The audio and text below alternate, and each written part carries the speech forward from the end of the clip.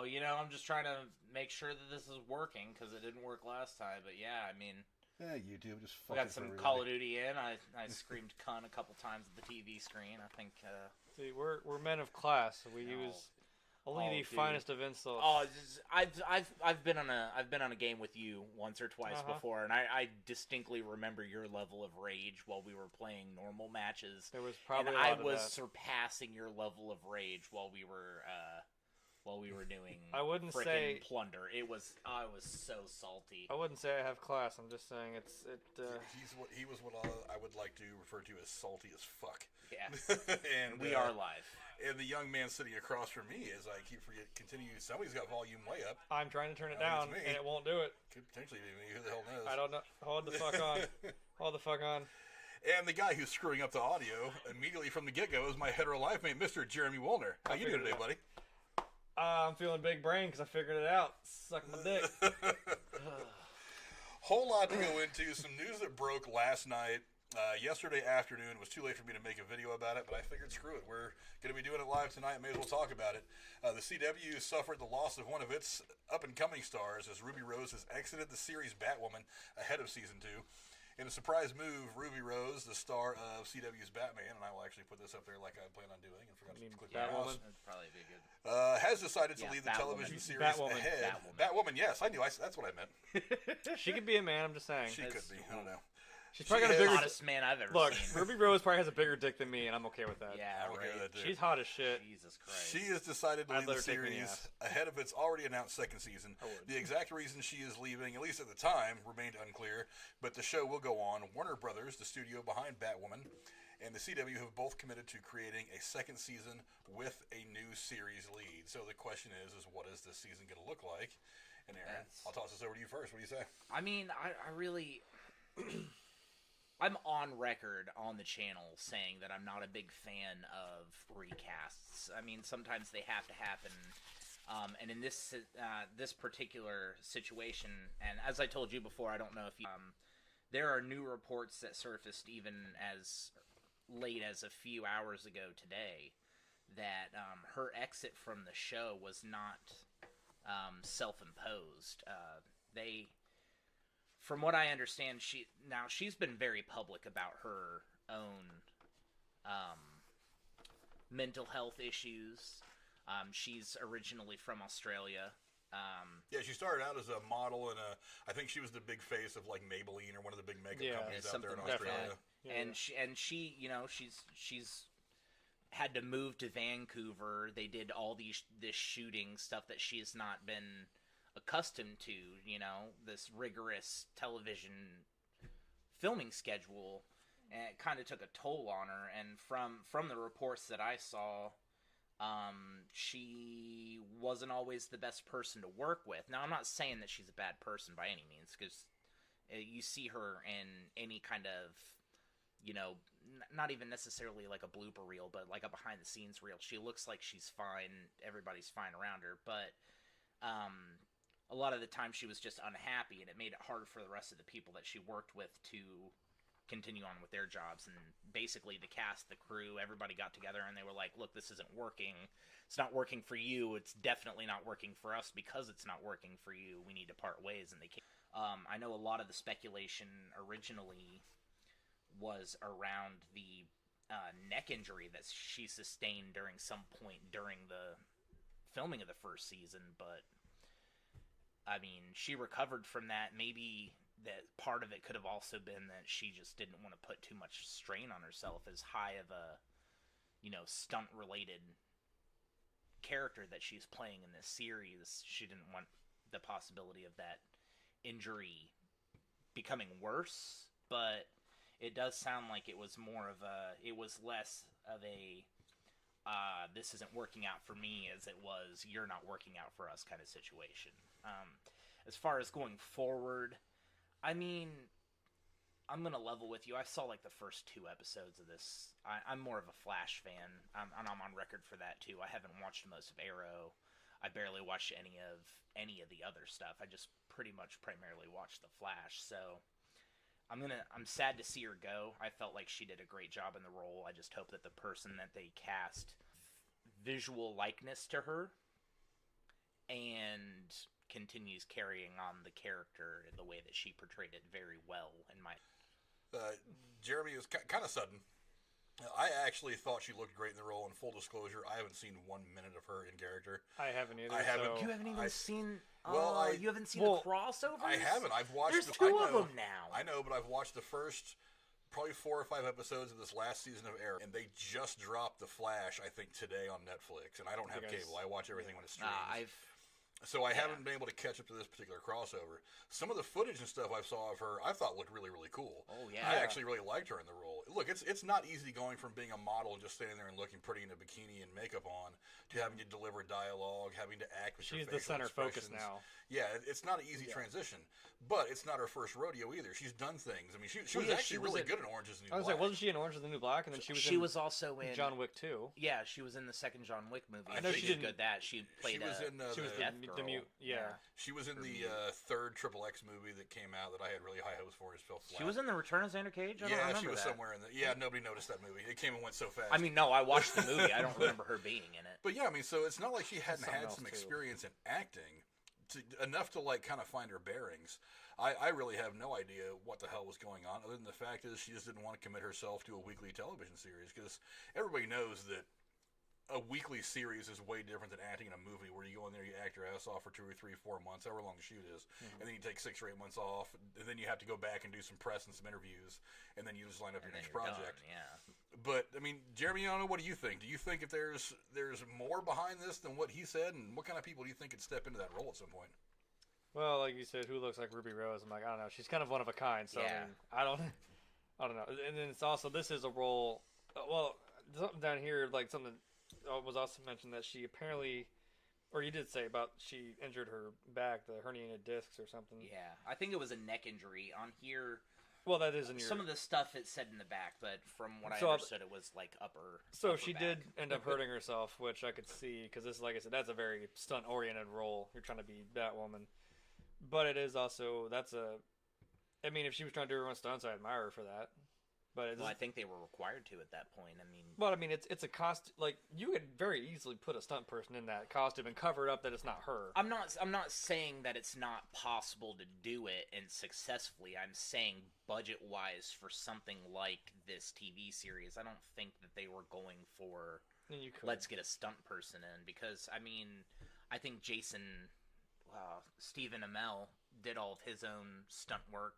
All of the characters so far have done their own stunt work in this universe, and I imagine that adding an extra person for stunts is just going to increase the cost, and it's going to decrease the quality in another area. But it also decreased the amount of insurance you have to carry on the actors in the that might be true as well. So it kind of washes. That's fair. That's fair. I'm trying to remember like how much she even did in John Wick. I'm like, did she really do any of like any kind of like big fight scenes or anything? I know she was with him in the last scene that she was in. Yeah, then they had that fight in that like mirror house, like some Enter the Dragon type shit. Yeah, I think she did. So I'm like, it's not like she's never done something like that before. Yeah.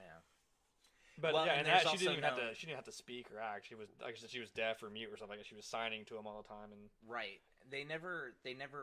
It's not released as to what caused the spinal this kind of injury. came out of nowhere.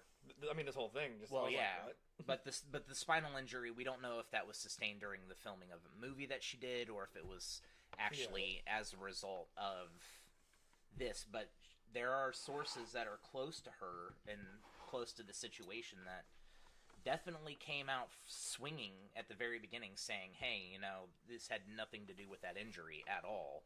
And honestly, with the reports, it's definitely not going to help. But with the reports that are coming out today, I think it was more likely that she just wasn't getting along well with everybody.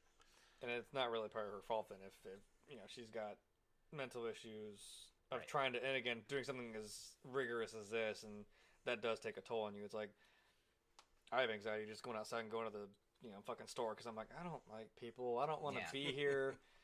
I don't want to do this. I'm going to come in here with a trench coat next time. It's it's going to be bad. The social distancing champion of ever right here, Mr. If I have to come back in here wearing a mask, I'm not paying for it. Exactly. Literally nothing changed for me.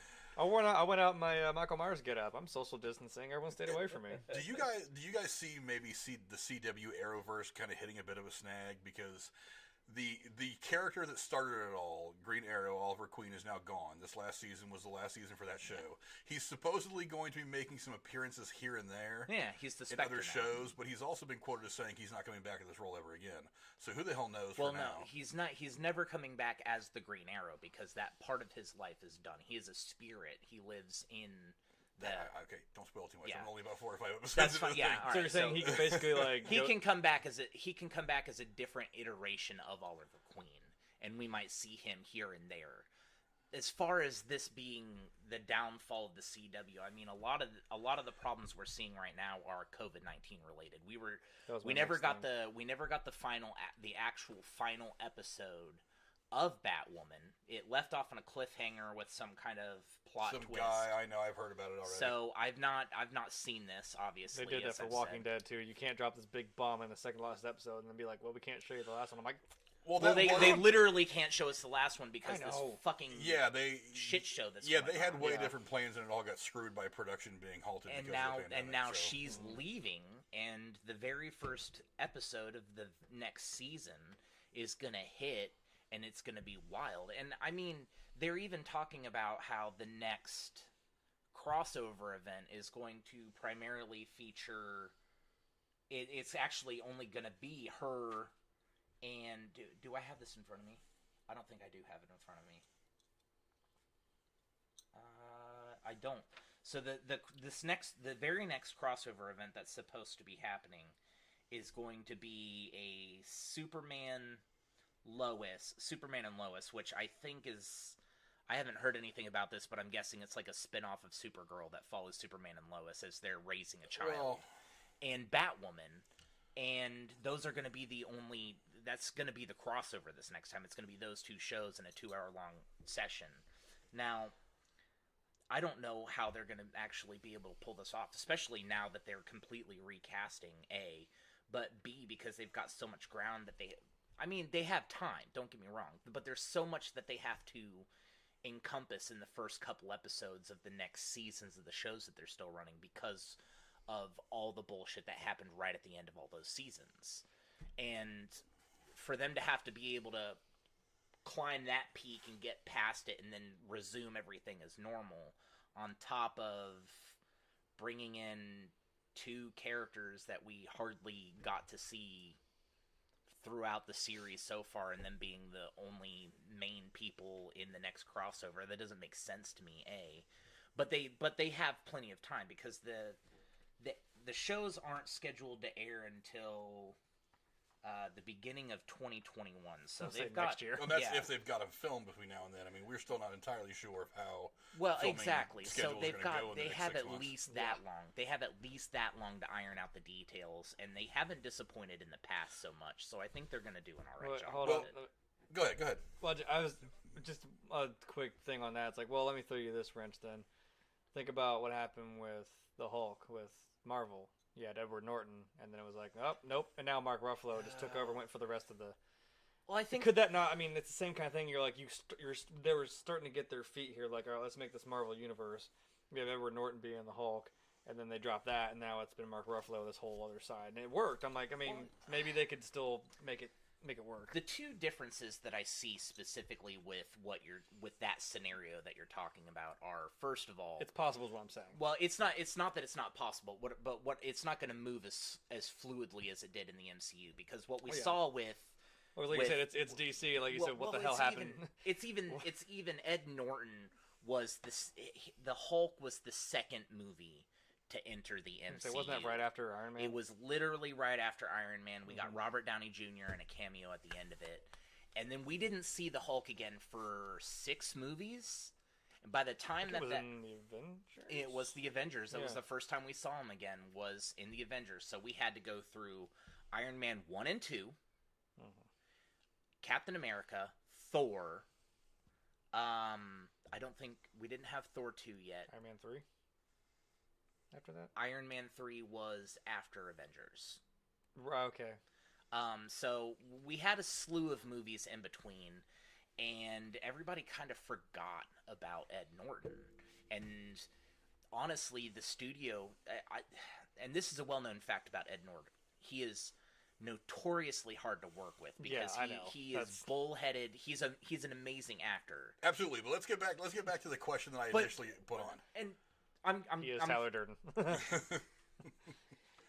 The reason why it worked the way it did for Marvel was because Ed Norton was so early in the franchise, and we didn't see him for so long. And then when we got Mark Ruffalo, it fit so perfectly.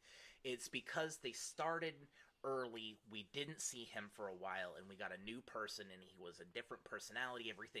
Everything about his character was different. In this situation, we're bringing in a new character late game, and then almost immediately changing it from one season to the next. There's no transition. It's just immediate. Now, I think that they'll still be able to pull it off, but I still think it's not going to be spectacular in my opinion. So what is the current course of the CW Arrowverse now? Because a lot of people don't really like Superman. They think he's a jobber, to use a wrestling term. They kind of use him to put over Supergirl. Like, he's the one always getting in trouble, and Supergirl is the one that has to come and save him, which is stupid. A lot of people think that he's ruining the character. Superman sucks. Or that CW is. Well, in this universe, a lot of people think that he sucks. And the little bit that I've seen of him, I have not been overly impressed. It's not been the actor's fault. It's just been the way that they've used him. Arrow's now gone. Flash, they're going into what, season 7 next year of Flash? 6 or 7. I think it's 7 or 8. Well, whatever it is, you don't really know how much longer Flash is going to go. Oh, it's got to keep Nobody, I haven't heard a whole lot of people say that they really like. They haven't formed the Justice League yet, technically. Well, yeah, we did. Zack Snyder. No, I'm talking about We'll get there. I know. Thank you. I tried to say you. We'll get there, but it's like. No, like Supergirl, the reviews are kind of mixed on Supergirl. The critical thought is amongst fans anyway. People love the Flash. I love the Flash. It's kind of accidentally, I think, became the best show in the Arrowverse. Yeah. Arrow's gone. The Legends of Tomorrow. Honestly, I don't know anybody that really watches that show. I watched most of the first season, and I just lost interest in it. I watched part of the first season. Yeah, it just isn't great.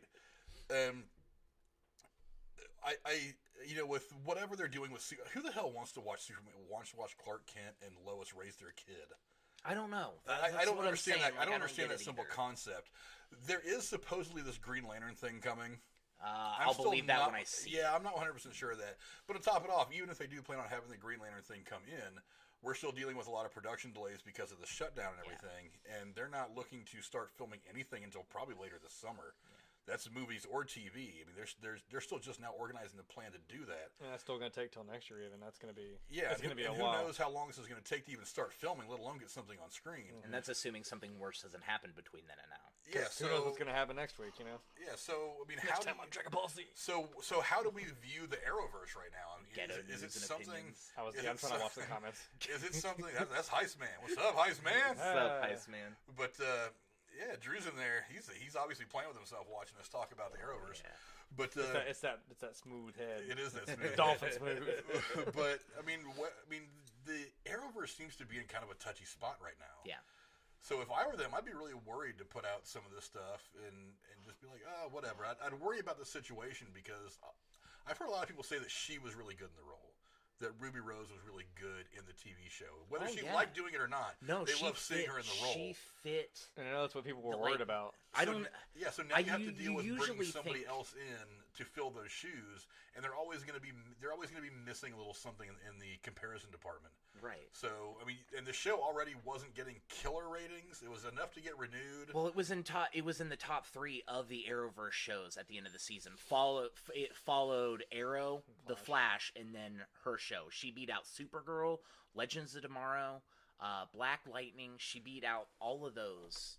And it was the first season of her show. I think a lot of that's curiosity, though. I think if you look at what the season 2 ratings are going to look like, so fucking good. Because you don't know yet, and you're like, "Oh, I want to check this out." Yeah, it's season 1. That's true. It's all new. It's the shiny new toy in their lineup. But I think next year you're going to be able to tell exactly what that role was made for her. She is a badass bitch, and she played a badass bitch. Yeah, I would let her take me in the ass, like I said. Yeah, well, that's not the only girl you'd let peg you. But I mean, I don't know. If she looked like Ruby Rose, man, I think it's an interesting situation for CW and for the DC people that run the TV stuff to find themselves in, because I mean, you lost Arrow. The pandemic is kind of throwing a lot of production plans off all over the entertainment sphere. it leaves them in a tough spot. I mean, whatever the reasons were why she left, who the hell knows? And honestly, who the hell cares? But now you've got to now if there is one silver lining to this whole pandemic thing, as far as that the production of this particular show is concerned, it's going to give you a bit more time to maybe slow roll your casting. And you don't have to rush to get somebody, whether they are the big name or whether they were the small name that maybe finished second to Ruby Rose or whatever. You can kind of take your time and find somebody who's right for the role, who understands the situation coming in. But I don't know. I mean, like I said, I'm speaking from a place of ignorance here, not because I'm ignorant, which I am, but because I still haven't seen 5 minutes of her in costume yet. Yeah. I haven't got to the point in these seasons where I've hit the crossover yet. I haven't checked out any of the show on its own yet because I just haven't had time. But I mean, so I don't really know if, for me anyway, if it's going to be a big loss. You watched it, you say it's a big loss. I believe it because, like I said, I thought she looked great. Oh, she did good. She did good in her first appearance, in that first crossover that she was in. It was wonderful. But even in the second crossover and then her series, it was something else entirely. But I do have one final question for you, as far as this. What the fuck is it with DC and not being able to keep the cast of a Batman series together or movie? I'm gonna stab you. Stop. Like, legitimately, Ben we Affleck. almost made it all the way through this. Well, I mean, this transitions into the next thing. Like, we lost. Sort of. I transitioned to fucking 10 minutes ago. Fuck you. Sort of, but I mean, it goes a little bit deeper. Well, I mean, you got to remember, these are two separate universes. They're run by a whole separate group of people. It doesn't matter, though. Like, they can't keep somebody to stay in the Batman role. Why do they keep... It's DC... I think at the core problem of it, it's DC. They've got Walter Yamato running it all now at Warner Brothers, running the whole DC thing. And he's the one that was responsible for pushing Wonder Woman and Aquaman, which a lot of people liked, and a lot of people think they were good. They were good. Steps in the right direction. Amazing. Wonder Woman 84 looks every bit as good as the first. And I can't fucking wait to see that. Yes. And Aquaman 2 is supposedly on the way. He from what I've read, already has scribbled out some ideas about what the future holds for the combined universe of these characters. I don't know what his ideas are for dealing with the loss of Ben Affleck. I mean, well, obviously Robert Pattinson's doing a thing now, but rumor has it that his movie, The Batman, isn't really going to play into the larger universe. No, and I think this might be its going to be like a Joker thing. I was about to say that. And obviously Henry Cavill's not coming back. I mean, it's all but certain. He's been talking about wanting to do it. Yeah, but you know what though? When Ben Affleck rolled up on the stage at Comic-Con, screaming about how much he loved to play Batman, he wants to play Batman forever. He was already out. At that point, the decision was already made. He just said Batman He forever. was playing. He was triggered as fuck. He was just playing the crowd. He was just trying to make sure not to piss Val off Kilmer! anybody at DC. Val Kilmer! But anyway, but I don't know. I mean, if you guys have seen Batwoman on the CW, go down in the comments below. Let us know what you guys think. Also, don't forget, if you want to support the channel, donate a few bucks. The Streamlabs the Streamlabs link is in the description down below. If you want to throw a few bucks and see your name pop up on the front of the screen while we're jabbering like a bunch of idiots. But we're going to go ahead and move on to the next topic, and this is not a small one. I didn't get any graphics for this one because it came up kind of at the last second, but literally, yeah. The Snyder Cut is actually being released on HBO. The mythical, unreleased version of the 2017 superhero film Justice League will finally see the light of day on Warner Media's HBO Max in 2021. After years of campaigning from talent and comic book fans, the studio behind the DC film's ensemble Justice League will offer the original director Zack Snyder's cut of the film, which sees heroes Batman, Wonder Woman, Aquaman, Flash, and Cyborg, and Superman share the same screen. I really, honestly, I want to see it, but I don't want to see it. So I'm not gonna question the source too terribly. Like, I believe that this is something that could happen, but from what I understand, the only information we have that actually says that we're getting this is Zack Snyder himself. Is this actually happening? Oh, I think it's happening. I don't think Zack Snyder says it unless it's happening. I mean, he might say it because he wants it to happen. No, I think it's actually happening because it's not just him that committed to it. He also committed HBO to it, and HBO wouldn't want him to go out there and say that unless it was a done deal. Fair, that's fair. So, I mean, I'm excited. I would love to see it because I think this is again that tale as old as time when you got a director and also studio involvement.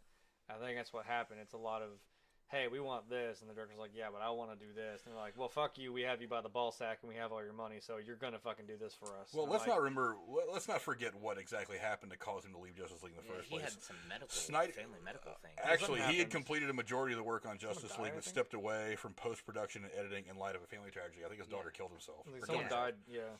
And not only did she kill herself, but she had actually killed herself, like, I want to say before production.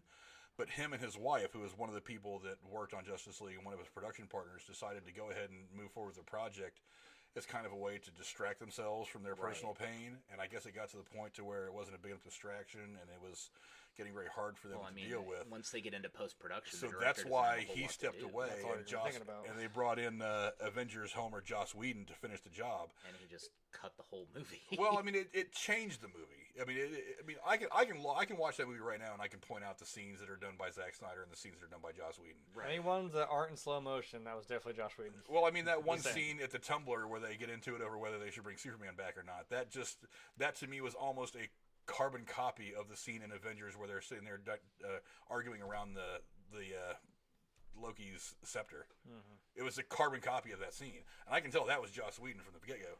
But well, we also there's no way you were going to have this next movie without Superman anyway. Yeah. So well, we already knew he was coming back. Well, at the end, like the Earth rumbled. I'm like, yeah. you're not going to kill Superman. I get it. Something Kryptonian killed him. I'm like, oh, yikes. That could actually kill him. I'm like, yeah, but you're not going to not have Superman in a Justice League movie.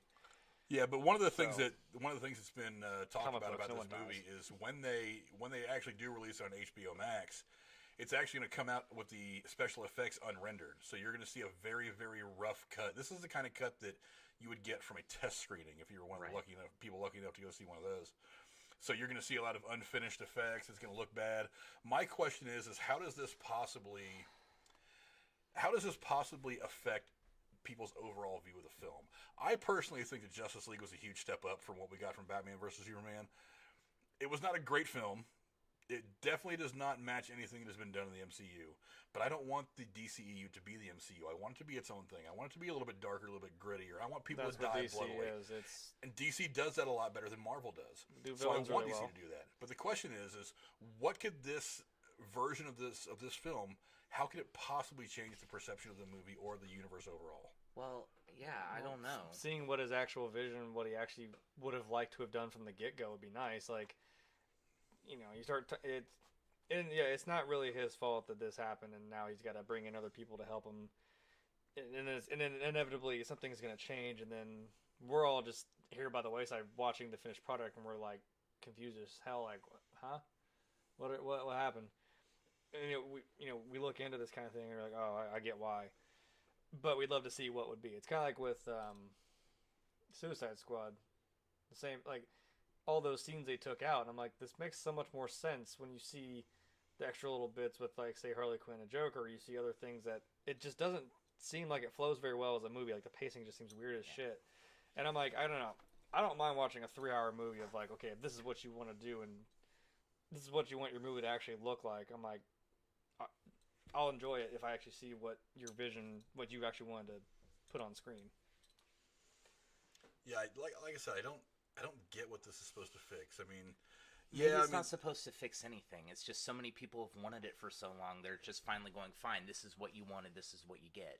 We're not doing anything special for it, but here it is wrapped up in a silver platter, and you can pay a premium to your fucking favorite HBO streaming service to watch this thing that we're not going to put any fucking effort into past what we already have. Yeah, I kind of like they put effort into Game of Thrones. My personal takeaway. Sorry, your dragon show ended, stupid. My personal takeaway from this is, you okay? Sorry. I'm interested. Yes, not ever having watched episode of Game of Thrones. Nope. You guys you hit me. You hit me with that. That was pretty fucking wow. But I'd be interested in seeing that's what it is. What got cut from the original, what was replaced, how it was replaced, literally just comparing the two movies side by side and then deciding for myself. We're movie people. This is what we do. Like, I might not do this professionally, but I will fucking tear a movie apart in my head. Give us money so we can. I would love that. Yeah, I would love to be paid to do this. I try not to be so shameful about my begging, but hey, whatever. It was I got you. literally tear movies apart as I watch them. I almost hate if that I I like do a that. movie. Like, I hate that I do that sometimes. I'm like, Well, yeah. I try to just sit back and I'm like, just enjoy it, just watch it, have fun. And I'm like, yeah, but that's weird. But if that's it's a weird. That's a movie- continuity error. If Fuck. it's a movie I love, I will watch it That's your passion. every fucking day for a month. Like we were talking earlier about Ready Player One. You even went out and cosplayed as that at Fuck yeah. Comic-Con. I did. I would love to be able to do something like that, but That's I my bought favorite the movie. That bumped The Matrix out of my top spot for right? favorite movie. I bought that I love movie. that movie. I bought that movie, and literally twice a day for 3 weeks, I watched that movie. Dude, same. Literally I twice don't a day get for tired 3 of weeks, it. I watched that movie, and I can't get tired of it. And I will Also, sit there's there and about- I will break down every fucking scene and Yeah. everything that happens. Well, also because there's like how many fucking Easter eggs in that movie? Exactly. Every time you It's see it, the, you're like, the oh my movie god, is there's an that. Easter egg.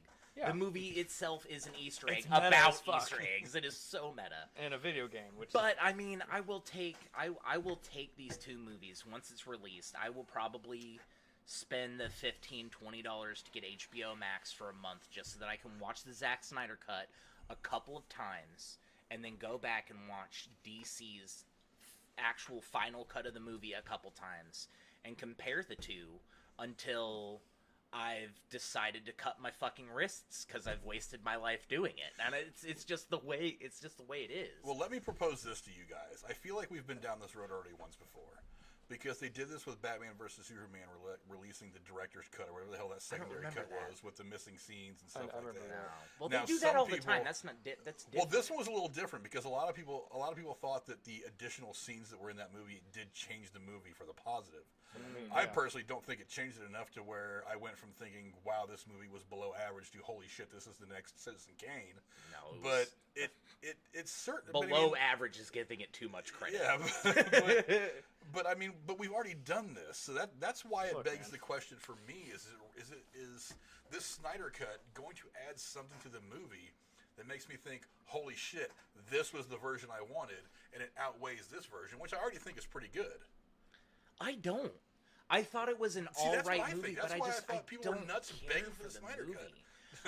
I'm not going to be one of the compare it to people that I'm not going to be one of the people that sits here and begs for it, but I really would be interested in just seeing the differences. And I think they cut enough of the movie to the one that we saw had enough extra shit in it, reshoots, that if we saw the Zack Snyder, it might be a different story altogether. how Obviously, much it's going to different, still. though? Obviously, it's still It's going to have already the like same a 2.5 hour movie too. It's I'm not not talking about time. I'm talking about what it adds to the story. No, I'm just what it saying, adds like, to the it's a plot. pretty big cut of a movie. I'm just like, what else is gonna? I know what you're saying. Like, what else is it Interactions gonna do? could have been different. We don't know. Like the main arcs of the movie could be altered. Obviously, the end is still going to be relatively similar. The characters are going to be the same, but it's the dialogue, it's the interactions, it's the individual scenes that I would like to see different. Maybe we'll find out who won that race, the Flash or Superman, because the Flash is definitely quicker. Well, maybe we'll find out more about Barry. Maybe there was more Barry Allen scenes. More backstory to him. Maybe there because he. Well, you don't want to give away too much backstory to No, Barry Allen. you don't because wanna at the time give- they were still planning on doing his movie. You don't want to give away too much of it, but I feel like it didn't really hardly give it any. He had no interactions with police officers. He had no interactions. Like he had. Well, he didn't even he had get his job literally- till the end of the movie. He had literally never been a superhero yet, but he had the superhero costume already. That doesn't make any fucking sense to Well, me. that's one of the things, and I don't want to go off too much on this tangent, but that's one of the things that I didn't understand about why they did the mashup before they did the individual movies, setting up these characters the way Because they Marvel wanted to did. do it different. Because they wanted to do it different. they and wanted to do it different didn't than do it Marvel. good, and they didn't do a good job. Well, I mean, I don't understand, and that was my knock on this whole thing: is why are you running at a fast pace right towards the mashup when Marvel has shown you that this template of doing these individual movies Yeah. and setting up the characters and then having them kind of converge into this thing works so well. Because then everyone's gonna make fun of you for just trying to copy Marvel. But that's fine. Because I know, Who I didn't cares think if it was- makes money? Who No, gives a I shit? didn't say it was wrong. I'm I just mean, saying everyone the just template worked just fine for Marvel, and It B, does. you've got two of the biggest, baddest comic book characters ever in Batman and Superman. And you fucked them up And so bad that the actors that did that, who wanted these roles forever, left. Man of Steel was great as a standalone movie. They could have done a sequel to that and ignored the whole rest of it. And then they were like, all right, well, we're going to jump headfirst into this. We're going to do Batman vs. Superman and shit on everybody by casting people that shouldn't have been cast for roles. Like, What's-His-Nuts is playing Lex Luthor. I never bought Never that. liked that. Jesse Never liked Eisenberg. that. Jesse that was Eisenberg horrible never. casting. That I Never will not. played it I will good. not forgive you for that one. I mean, he did play a good psychopath, but Lex Luthor isn't a psychopath. At best, he's a sociopath. I feel like he was. Either way, best. his portrayal sucked. He was Exactly. trying. It's like he was trying to be like a twitchy, like Heath Ledger almost. I'm It like, doesn't don't matter. do He that, just sucked. man. He wasn't very good. I know. But yeah, I mean, I don't understand why you did so bad that you chased away the two best comic book characters in history. OGs. Actors for them, but No, the characters. Well, no, because you're if we're without gonna them be now. honest, Because you I have. would have rather not seen Ben Affleck put on the couch. Honestly, I thought that too, and I was one of the people that was smashing him for it. I was too. He's one of my favorite Batman. He's not one of my favorites. I think but he did great. He did do pretty. His good. portrayal I'll give was you not that. my problem with the movies. I thought he did fantastic. I think and I was he- one of the people that was shitting on him because I was like, hey guys, Daredevil, he tried this once before and it didn't Exactly. work out very well. Exactly. But he really crushed it playing Batman and Bruce Well, Wayne. I think We've he said took that. Daredevil in stride. He was like, "Well, I remember when people shit on me when I'm blind, so now I'll be a bat." And he got He ripped, recovered but- from he it. Like did. he's He had really some did. stinker movies, but he pulled himself out and he actually, he did some pretty cool shit. But yeah, I don't understand what bringing this cut of this, what the Snyder cut is really supposed to do. I mean, he himself admitted that his own cut existed, but it was up to Warner Brothers to release it, and theatrically, it just never took shape for them to put it out there. But what we know about it now is that HBO Max is going to launch on May 27th, which is just about a week from now, and the Snyder cut is going to drop on HBO sometime in 2021. So it's going to be sometime probably, I'm guessing, early next year. They're probably going to want to get it out there much, much sooner than that if they can pull it off. But if it's already unrendered and put together, and they're not doing anything special with it, why isn't it out? Why isn't it out? Oh, I know why. It's because HBO Max isn't out yet. yeah, it doesn't come out until next week. Yeah, But I mean, why wait until 2021 to put it out? true. So I don't know, but like I said, I don't understand what releasing the Snyder cut, which everybody had said forever and ever and ever didn't even exist. I think even Zack Snyder at one point was like, it doesn't exist. I'm thinking he probably put it together just kind of on his own, just out of boredom, just to give himself something what to else do. are you And then it was supposed just to like, do when you're okay, locked here, in I've your got a house? Snyder cut of the film. Well, You can do what you want with it, Warner Brothers. I just don't understand what this is going to do to help bring a more positive point of view to this film. I mean, I don't think it's supposed to. I don't think that's what the point of them releasing. Then what's the it point? is. Other than money. Just money, and because people have been asking for it, and you give the Yeah, people, but people what they ask for. but fans ask for a lot of shit and rarely get it. Yes and no. This is we this changed is the level. Sonic. We can do anything. We haven't had enough fan service from DC recently. I'm still here. And I think I'm still here. think that and you're not wrong. I'm still here too. I mean, I even went and watched Birds of Prey in theaters. I saw it. Still haven't seen it. It was a decent movie. It It's really okay. was. I'm It's not gonna say it's phenomenal. It it's was definitely better than Suicide Squad. I have shit But- things that are better things to watch than Suicide Squad. Exactly. Yeah. So I mean, I'm gonna see the movies. You're not gonna. I'm not scared away by their failures. And you're right. This isn't gonna add any like eureka moment to, the first Justice League movie. It's not at all. And I say first because there's gonna be another. We keep seeing these one-offs of all the rest of the heroes. They're eventually gonna get their shit together, and we're gonna have another mashup. Well, remember so. he went in there and they had just found the Hall of Justice, and he's like, "We got the table with room for more." Yeah, but now he's gone. I know. And but okay, and this is the point was that they were like, "Oh, we're gonna Right. get this shit going." my only concession with all of this that's happening in the DC, my only concession to you guys, DC and all of your production people, Warner Brothers, that's putting this together, the only thing I have to say about it is, regardless of what you do moving forward, if you do not have Jeremy Irons playing Alfred, I will never watch another Batman movie you make again. Actually, He was pretty cool. I loved his cool. Alfred. do you know who's got playing Star. Alfred in the new movie? Is Andy Serkis. Shut the fuck up. What? You really didn't know this? Holy shit! There's already images of him in full costume. That's fucking great. He actually my looks God. fantastic. That's great. He actually looks really good in the role. Oh, but man. I can But see again, that. this Batman movie is going to be a standalone. I don't think this is the new Batman that they're bringing into the.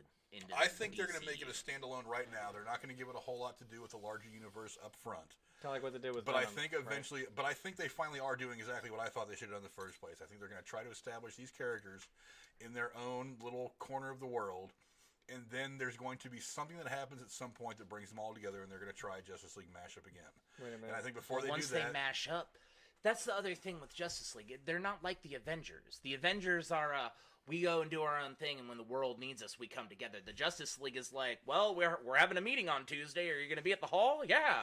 they can work it out. It's all about writing. It's all about writing.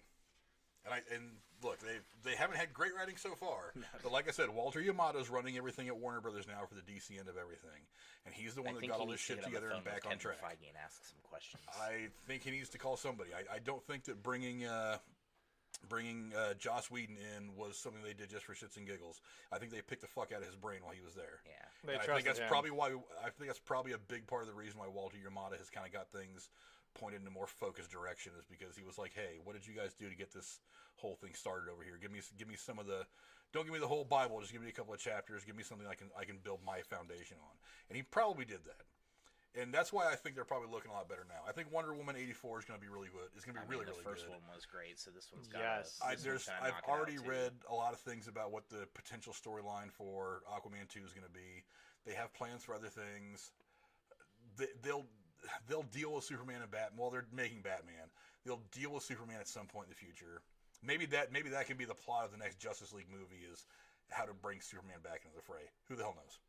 Does that mean I have to Like, watch we're gonna speculating pretend here. like the first Justice League didn't happen? We've done it plenty of retconning times. is something that is becoming normal. in Plenty of Hollywood. times. That's fair. Do I have to So- watch Batman's parents die again? I hope not. Again? We. I actually really liked the way it was handled in the opening credits of Justice League. So am I, and We don't that's have to I'm go through the so whole step. We disappointed. just know what Just happens. okay. They got shot. I'm so We get it. disappointed with that because they used the guy. I can't remember what his name is. He played Negan. Yeah, Jeffrey Dean Morgan, and they used Yeah, Maggie. Jeffrey Dean Morgan. They used him, and he is such a well-rounded actor. And I've even said this when we did our Justice League review. That set the scene. That set the stage for when they go and finally decide to do Flashpoint, and we get to see the super dark I murder people Batman that is actually Bruce's dad, because Bruce got killed instead of his parents. Yeah, that. And Alternate, he would have yeah. played the hell out of that Batman. You know He he would have would've. been a pretty He awesome would have played Thomas the hell Wayne. out of that. And I Well- don't think we're going to see that now because that's gone. Well, we'll just have to continue speculating until we see whatever the hell Walter Yamada and the gang of people over there at DC give us. But anyway, if you guys got any thoughts on what's going on with DC, the Snyder Cut, give me your thoughts. Do you want to see the Snyder Cut? Do you not want to see it? Do you care?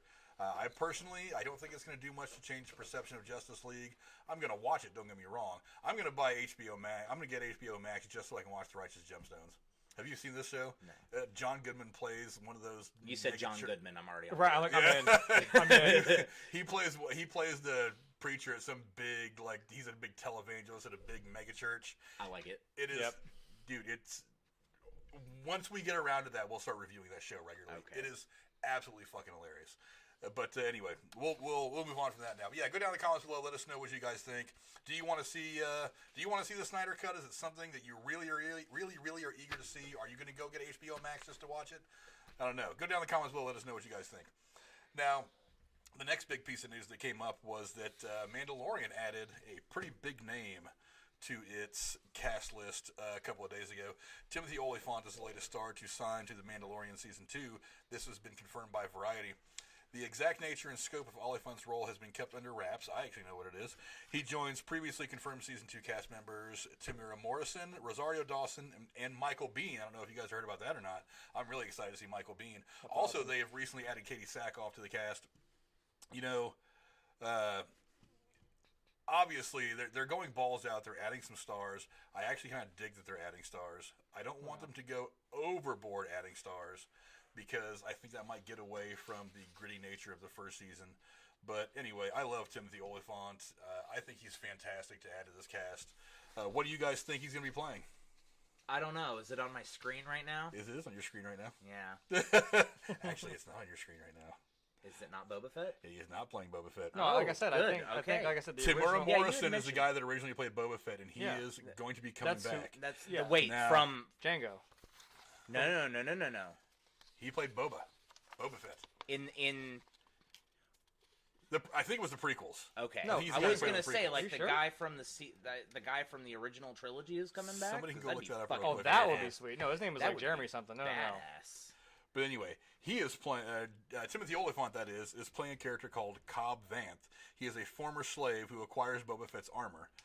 The character was previously in the Star Wars Aftermath novels. So they're Okay. actually bringing one of the novelization characters into So it's the another person television that screen. that impersonates Boba Fett, like Another Thrawn person. did for a period. Exactly. Okay. So you were close when you were I guessing was Thrawn close. earlier. I was pretty close. But Oh, I just- actually, one of the rumors is that he was going to be playing Boba Fett. Ooh. And that got shot down pretty quickly when, I agree, Miles. I think Boba Fett needs a return. The problem is he's died 17 times now. Aaron He pointed never out. died. He never died. He got never... thrown into the Sarlacc pit. He shot his way out. How the hell? Nobody saw him shoot his way out. You're assuming that he shoots his way out of the Sarlacc No, that's an pit. actual. That's actually That canon. happened. That's canon that happened. I did. In the books. I did. And in the TV show. Yeah. That happened in It Rebels, did. right? I don't watch Rebels. I don't watch any of the animated stuff. I don't remember Like, he about that, came but I know back- it did. They did novelize it, and they said yes, he shot the rocket off of his pack and got the fuck out of the Sarlacc Grappling pit. hook thing, yeah. Well, I'd like them Yeah. to explain that before they go putting him back into a major series. But anyway, I mean, Hey. true fans should already know. Fuck Darth Maul, Hey, I hey, watched the he fuck out of died. movies. No, he didn't. Clone Wars was like, Exactly. fuck, no, he didn't. Yeah, he did. Oh, and then by the way, he's the end of Solo. Not to mention the fact that Whatever. he actually That's died. what I said, though. He I was actually like, died twice after that because he got cut in half and he came back with legs. yeah, different. And set then of he got legs. cut off from the neck down, and then he was like a giant fucking tentacle monster. I can't catch a break. I No, get he it. really can't. Well, Going here's the- back to hold on. Olyphant, He murdered before you his own- guys, he before you murdered guys his go twin off on some brother. crazy I mean, tirade, fuck. Olyphant's most recent regular TV role is on the Netflix series Santa Clarita Diet. He's also well known for starring in the FX drama Justified, which I thought was a pretty good show. I didn't watch it all, but I saw some episodes that were really good. He was in the HBO period drama Deadwood, was also nominated for an Emmy for Justified, which is another show that he was on that was really good. He has Yeah. also been in a lot of things recently. Quentin Tarantino's Once Upon a He Time goes in in a role. Hollywood. He Yep. played a small role. He was in Dreamcatcher, The Girl Next Door, Live Free or Die Hard, which I think is still an underrated movie. I don't know why people hated that movie as much as they did. I thought it was great. Because he And- didn't follow the Die Hard formula. And he is the best movie iteration, on-screen iteration we have had so far of Hitman. Fuck you. No, he's not. Yes, he I'm is. just- Fuck you. No. Agent 47 was 10 times the movie that No movie way. was. I Have think he you was better. seen Agent Yes, I have. 47? How do you think I know? That was the actual guy that they... I liked his portrayal better. I like Timothy Olyphant better. What is? I don't care. Did you play the fucking games? A little bit, yeah. The guy that they got to play Hitman in Agent 47 is the guy they modeled the fucking character off That of. doesn't make him a good It actor. doesn't. It Yes, doesn't it make him a good fit does. for the role. He voice acted the fucking role. He played no. Agent 47 How was many times 10 has Mark times. Hamill voiced the Joker? Once, Right. twice. No, more than that. More Twice. than that. Twice. Well, for how long, rather? He's done it on not just No, on one yeah. movie, but like So he's done multiple the things. show. He's It wasn't done a the movie, he games. did He's it for the done show. a couple. Yeah, you know. And the games, yeah, I'll Yeah, give yeah. you that. So maybe. So- it Do was- you think maybe he it was played a one good of Joker? I mean, it's Mark Hamill, so he those. might. Fuck yeah, he But- would. Are you kidding me? Mark Hold Hamill on. is Yes, insane. he would. Are you? Oh, wait a insane? minute. But we don't know that for sure. But they didn't base the Joker off of him. The original character design and everything about the Hitman, Agent 47, was designed after this guy, and they were going to cast him in the original Hitman movie, and they changed it at the last minute to Timothy Olyphant. I'm not going to say he did a bad job. I'm just telling you that he did not do the better job. I think it is. We're talking about movies that have been made from video games. We're which- actually talking about the Mandalorian right now, so let's go on with Mandalorian. Well, I mean, like that's never really been a good. now, talk Aaron, about Super Mario. Aaron, you've seen the season 1 of the Mandalorian, right? All the way through. Fantastic. Yes. I've heard it referred to both as Shane in space, like the old Western Shane. I don't know if you guys have ever seen that or not. Yeah, The Western space I've seen is Firefly, so I don't. Well, Yeah, there's an old movie. There's an old Western called Shane, and it does really. It is like an old gunslinger going through the West, only it's happening in space after the fall of the Galactic Empire. A lot of people have also said that it reminds them a lot of like the old samurai movies, Yeah. where the samurais are just kind of wandering around Asia doing whatever they do. It's kind of similar, just instead of the Old West, it's Asia, and you're looking at samurais instead of cowboys. But a lot of it has a feel of that. I think they're both very apt descriptions. Jeremy, you haven't seen The Mandalorian yet. You are way behind. If you are a Star Wars fan, you're going to get a little spoiled. I'm going to try to avoid big spoilers because we're talking about the casting more than anything else. But yeah, it is a fantastic show that you really should sit and watch. But yeah, I mean, they're adding a lot of star power. They've also added Katie Sackhoff. They are returning Carl Weathers, as far as I know. Rosario Dawson, Michael Biehn is that's a big name because that guy. I know he doesn't act much anymore, but when he shows up, man, he still carries the shit that he carried back when he was playing Kyle Reese. So that's fucking Kyle Reese, and man. the Marine from Alien.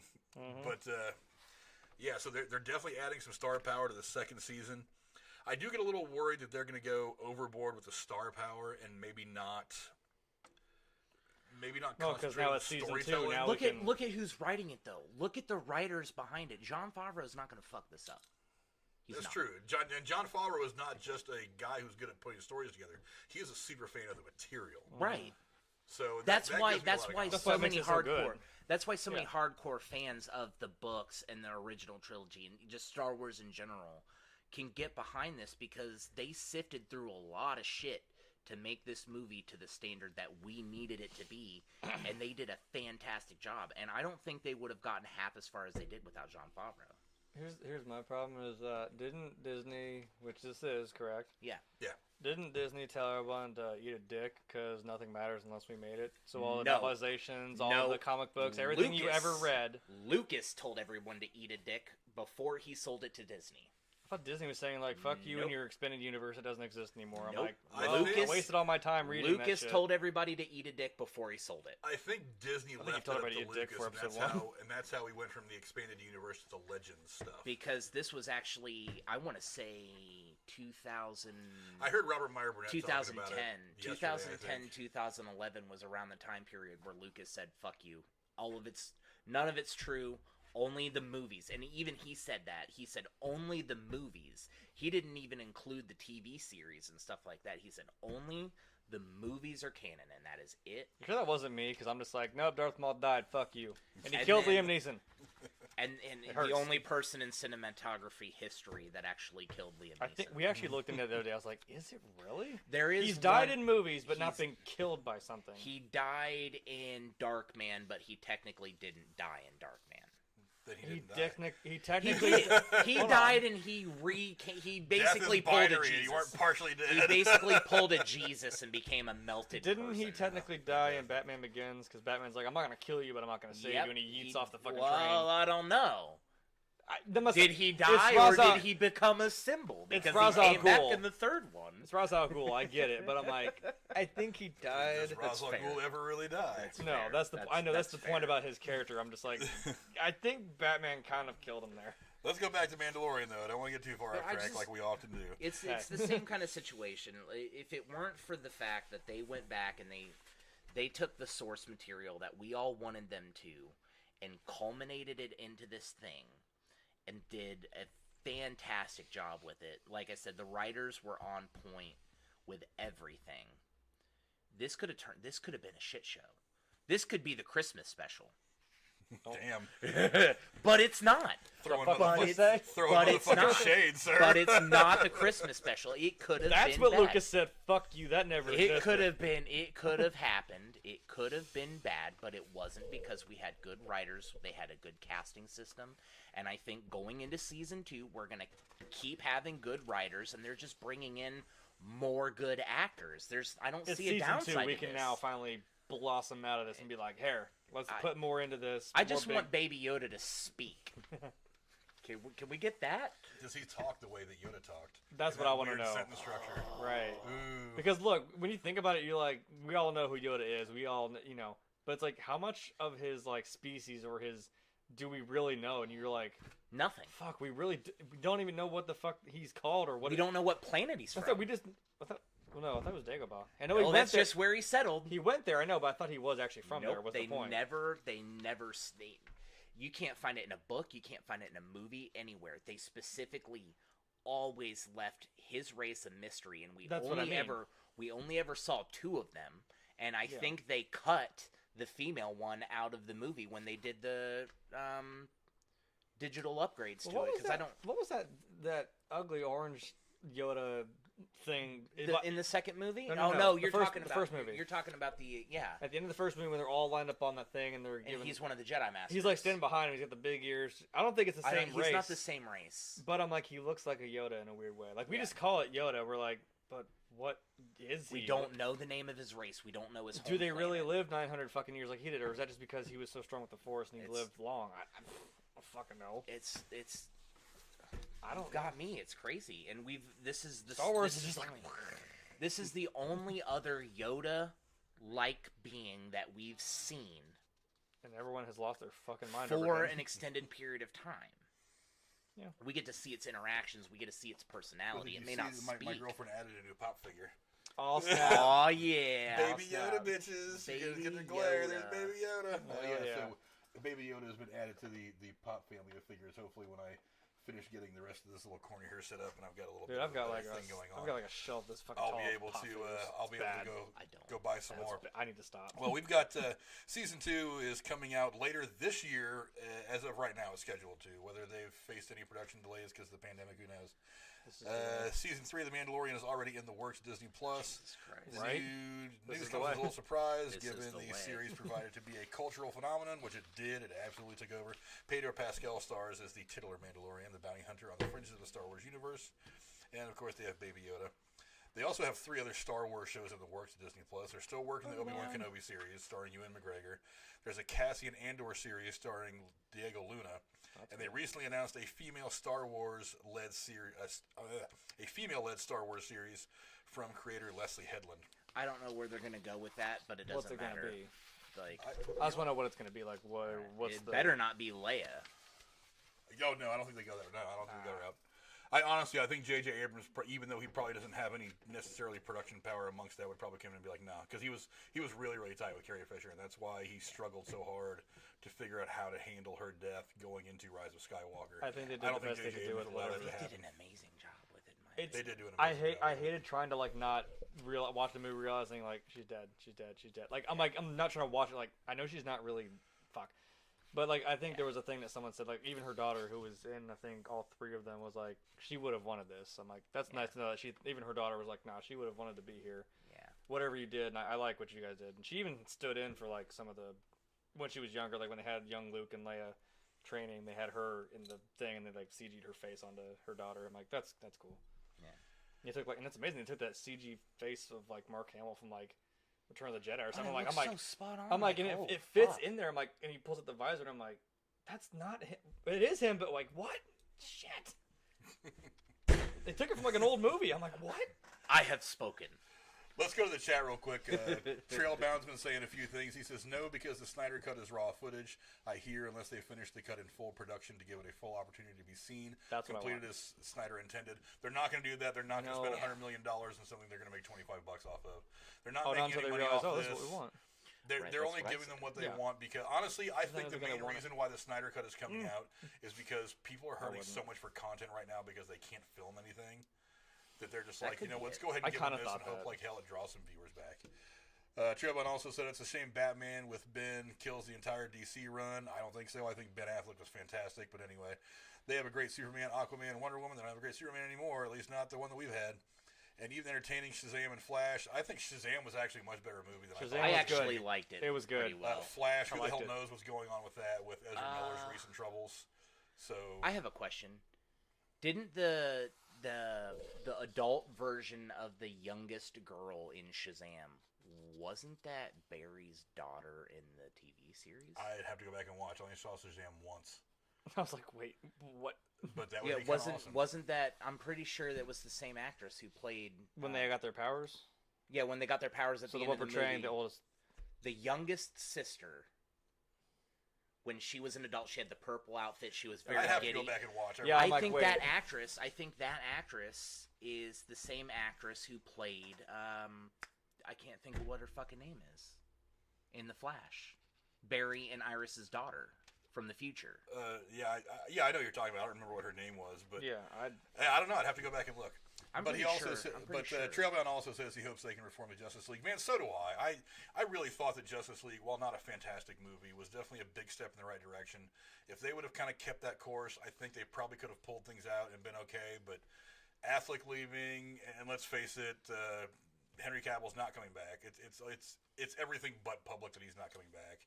So now you have to recast the two biggest characters in your universe.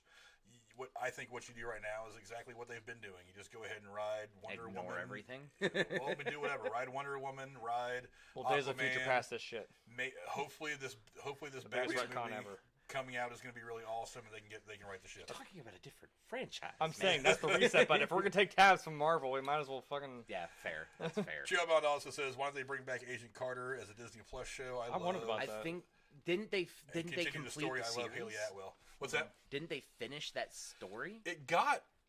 I didn't watch it, so I don't know. I thought it was a I thought very it good ended. show. I thought it I actually loved it. like full on ended. No, it didn't. Well, each season had an ending because they didn't know if it was going to come back for a second season. So the first season had a pretty tightly buttoned up ending.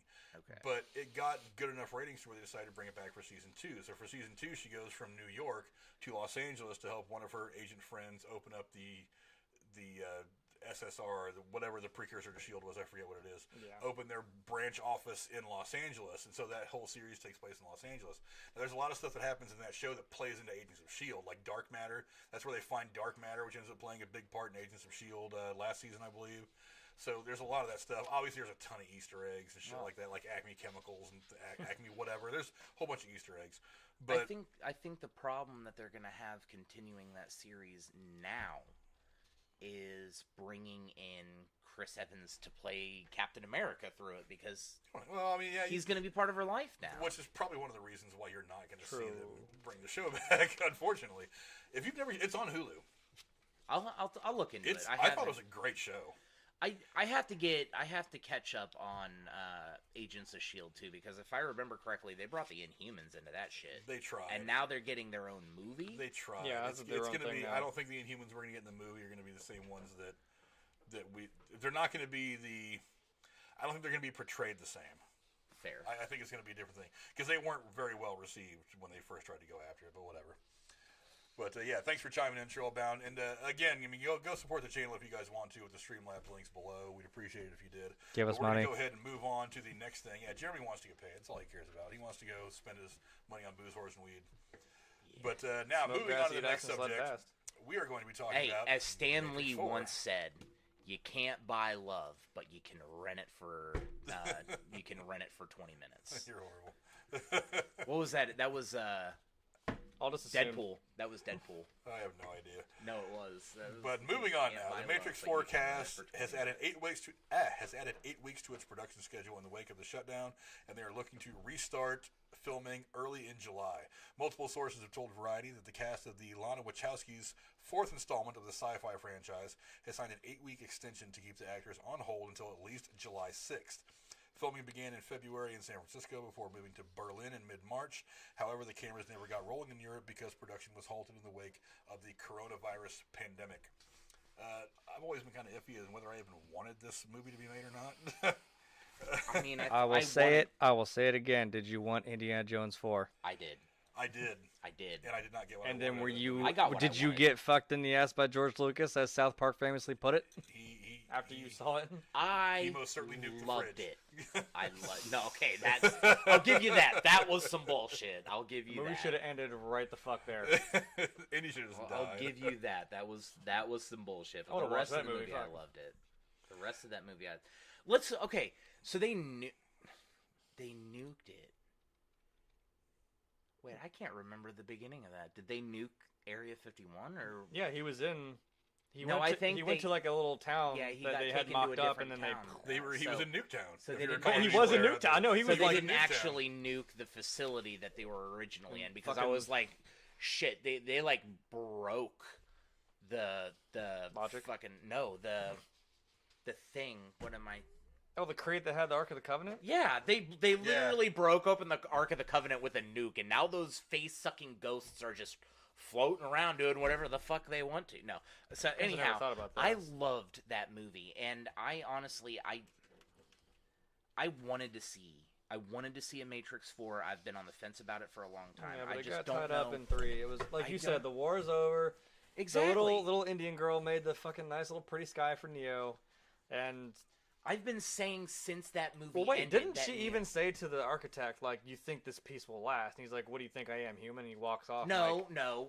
He asks her if she thinks the piece will last, and she says, as long as it can. So and maybe some shit's happening, is what I'm saying. She said something to him, I have your word that they'll be freed. And he says, what do you think I am, human? So obviously they will be. Well, that's what I'm saying. He's obviously not a human. He gave his word as part of the co-creator of the Matrix to Neo when he proposed, take my life and play. Because isn't he basically the balance? He's like Anakin Skywalker. He's supposed to be the balance that even... Well, yeah. Well, the other side of the equation is supposed to be Agent Smith. It's kind of the dyad of like, well, there's these two things. And I think that's probably what the trilogy was originally about, was because in the second movie, Neo refused to merge with the Source and let Zion die, and he left. It created this huge unbalanced equation, because that's always what has happened, and now it's not happening. And now we see Agent Smith being fucking crazy because he's opposing it, and they're bringing balance back to it, and then that comes full circle. And then it is kind of heavy-handed that he's like the Jesus character. It is dying, heavy-handed, but he's not necessarily dying. I've been saying that since the movie ended. If he was dead, why did we get the final scene from his perspective? What? If he was dead, why did we get the final scene of the movie from his perspective? From who? You mean Neo's? You're talking about when they pull him onto the thing and everything is the way that he saw it. Why did we get the movie from his Why did we get that final scene from his perspective? Because I think the very clever, I don't think he was dead. I think the clever thing is like, because even if you watch The Matrix as a movie itself, it could be its own movie. You're like, okay, he went into Agent Smith, he went kablooey.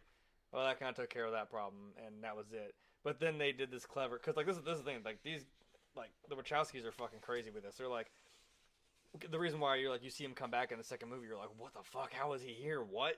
And he's like, something happened. He can't even explain it either. Agent Smith's like, something happened when you did that. It freed me in a fuck. It somehow broke him out of the system of the Matrix, and he's no longer bound by the, I guess, terms and conditions of being a program in the Matrix now. Which I guess technically he's still a program, but he's not. He's not wired. He said, I'm unplugged now. Like, I'm free, kind of like how you are, but as a program. So, you know, there's ways of, and it's the joke of like he's copy and pasting himself because it's a computer program and he's making 1,000 Agent Smiths. So, well, and there are ways that we can. He's absorbing. So what I'm saying is like when of whoever when he, because that's what I'm saying, he went into Agent Smith and killed him. So now this time Agent Smith killed Neo. And remember, it killed all the Agent Smiths in the entire system. Well, that's so maybe something happened there. Like maybe he's now like coded into the Matrix itself. Maybe he's still in there. Like Neo is now. That's an interesting concept. Maybe I don't he's think part that's of how it that now. played out though, But either, because he was killed from the real world, and that influx of data that they put into his body is what caused. Well, that shot of when he got killed. Remember, it cut back to when he's in the real world, and you see like the big baby-faced machine, whatever the fuck that thing was supposed to... I don't know. Yeah, I don't know. Whatever that thing was, like, when he's hooked up in that thing, you see it, like, it gets a little, like, jolt. Like, I don't know if he did something. That machine kicked something in and, like, almost, in a way, pulled the plug. You saw him, like, get shocked, and you saw the Agent Smiths, like, twitch, and they all blew up. And, like, I don't think it was... Did he kind of, like, do, like, a big kill switch? Like, because he said, what if I fail? What if you fail? And he's like, I won't, because, you know, Neo's basically God. I mean, he won't technically fail was because he watching his and thinking, goal wait. was to fail. Yeah, he kind of knew he had to. Neo knew he was going to get taken over by Agent Smith. And the plan was for that to happen. And then while he's directly uplinked into it, they do what they do anytime you have an uplink. You need some more information about a specific thing? Cool. Here, I just taught you how to hotwire in fucking 3 seconds by uploading a program to your brain.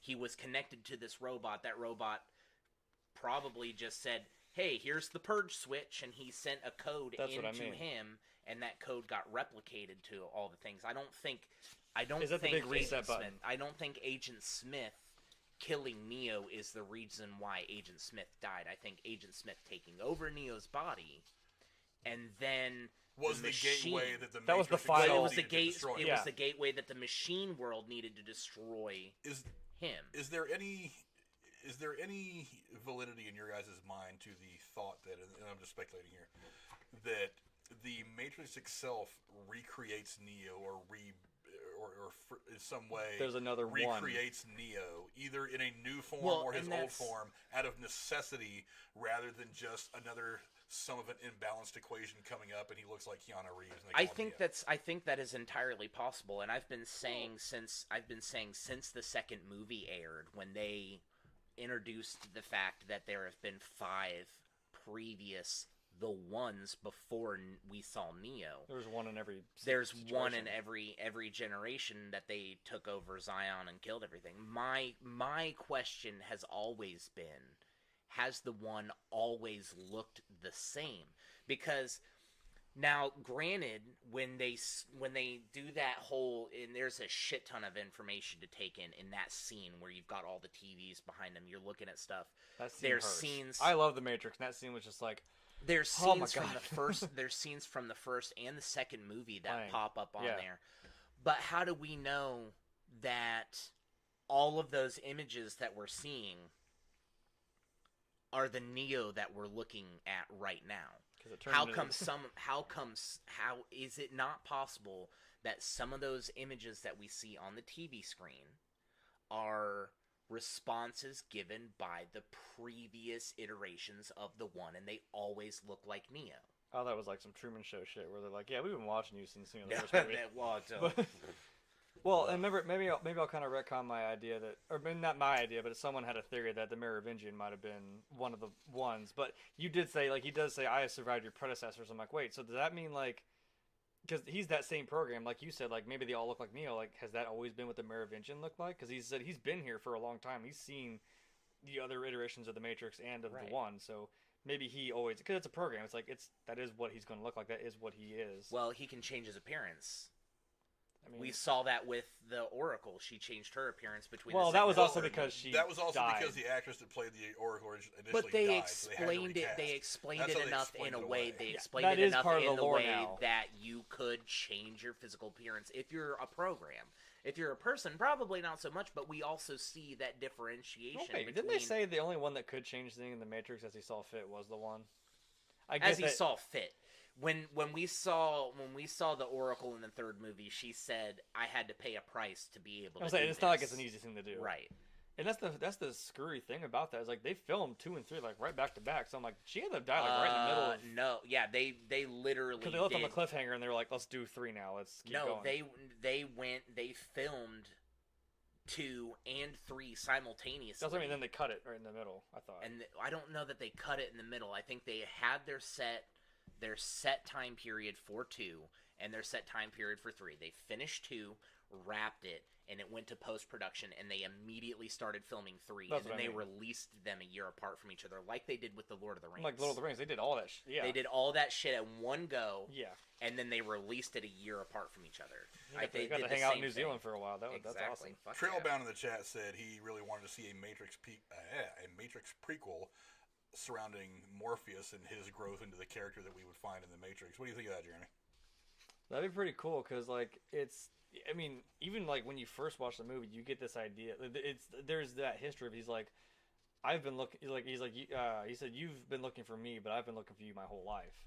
So there's obviously he's been doing this for a long time and seeing, even like when before he went to the Oracle and she told him that he'd be the one to find the one. And that's like his whole drive. That becomes his whole focus. So seeing maybe that setup of like maybe how he got, actually, now I think about how do. See, now I'm starting to think like, oh my god, wait, this universe could be fucking awesome. Like, how did he get freed? Like, who found him? How did he get the Nebuchadnezzar? Like, how did everything set up? My question is, how far back of a prequel are you talking about? Well, I mean, it's just a prequel. I mean, you could find a young Morpheus as he is probably freshly removed from the Matrix itself, and then he's probably got his own, kind of like how he was the teacher, so to speak, he's like the master for to Neo in the first movie, teaching him the ways. You could also introduce a new character as the guy who taught Morpheus to, who guided him to become the man that we ended up finding in the first movie. And then you could, over the course of this movie, you could follow his growth and then eventually see his first time meeting the Oracle, and then you end the movie with him well on his way down the path of trying to find the one. So that I think that could have been very interesting. I think I would have loved to have seen that movie. I think both you guys probably would have gotten a great kick out of it. The problem was, I don't think that you can make a Matrix movie and not have Neo, or specifically Keanu Reeves, and have that movie sell the way they want it to, because he is so synonymous with the franchise. You say the Matrix, I'm like, it's Keanu Reeves. Yeah, you say the Matrix, everybody thinks Keanu Reeves. They might think the ensemble cast of all the characters did a good job in that film, but the face that pops up is Keanu Reeves. Maybe so that's why really the thing I think about is like the. Maybe that's what this is. We don't know enough about this yet. This could be a prequel, and that might be exact. My theory about it might be that could be why. On the nose. That the reason why Lawrence Fishburne hasn't been announced. Maybe it's not. No, this could take this prequel movie could open with the previous war, where the one enters the source and actually enters the source and selects people, and the movie picks up right from there. And he's. Well, you just say he is the one who freed the first of us. Because he did say the one was the one that freed the first of us to get out. Remember? Well, yeah. So but that's what I'm saying. Well, I'm not saying go back that far, but I'm saying like maybe this one picks up from the fifth iteration, enters the source, selects the people, the war's over, they're rebuilding Zion, and we get to see that. And Keanu Reeves is always the one. Like, the one is always looks the same, so that would explain that right there. It doesn't explain Carrie-Anne Moss. I don't see Lawrence Fishburne on this list as people coming back, but I would... Maybe they could put I'd be highly suspect if he's not coming back. I would imagine he's probably going to play at least a small role. But if he doesn't come back, then it makes sense that he doesn't come back, because it's 100 years before he's even alive. Or maybe 100 years after. Or 100 years after. We don't know. But I think if they did this as a prequel, that would be an interesting way to do it as a prequel, is be like, well, we already know that all of the previous ones decided to go ahead and merge with the source to complete the program, reinsert themselves, and, you know, save these specific people. And maybe this is how we get to see that actually unfold. And then he pulls people out, and maybe we jump forward. Maybe it jumps here, like we get like 30 minutes of this time period, and then it jumps 5 years in the future, and then, or however long, and then we actually get to see a young Morpheus being trained by somebody. Then the one dies, and then he will come back. Because my question is, how often does the one come back? Does he die and then like 40, 80, 100 years later come back? Or does he die and he's immediately reincarnated? Well, remember, they said they don't even know, so there could be a lot of play that you could do with that. And they don't even know what year it is, Lawrence really. Fishburne said he spent his entire life looking for Neo. Yeah. So, well, I feel like Lawrence Fishburne's character is older than Neo. Well, they did say they make sure they try to take people out early, not like when they're Neo's age. Because right. You but already had even then. So even he got taken out like as a kid. Okay, hold on. I was going to ask you, have you seen the Animatrix? Any of those stories? Parts of it. So that kind of explains, like, because it explains the kid that they found in the second movie who's like up Neo's ass. The spoons and not the spoons, but I know who you're talking about. No, I mean the annoying kid who was like always trying to be like every time Neo comes back. He turned into a badass by the end of the third movie and fucking opened the gate for Morpheus. Yeah, like I know who you're talking about. So it like explains that like he was a fairly young kid, probably. Well, he said he was 16. Even that kind of still seems a little old to be taking somebody out of the Matrix. You still have a conceived notion of what the world's like. If he was like 10, or I don't know, 6, you could take him out. That's why I like that little quip that he turns him and says like, "I didn't save you, kid. You got yourself out." And the whole, if you saw that story, was like he knew something was not right, and he was being chased down the hallway of the school, and he went to the top of the building. And he's like jumped off, and like he kind of like believed it for a minute. He jumped off, and then like next thing is boom, he wakes up, and then like there's Neo and Trinity hovering over him, and they're like, he's like, hey, kind of like Morpheus did, like, hey, welcome, dude. So, but I'm saying the Animatrix does expand on. It shows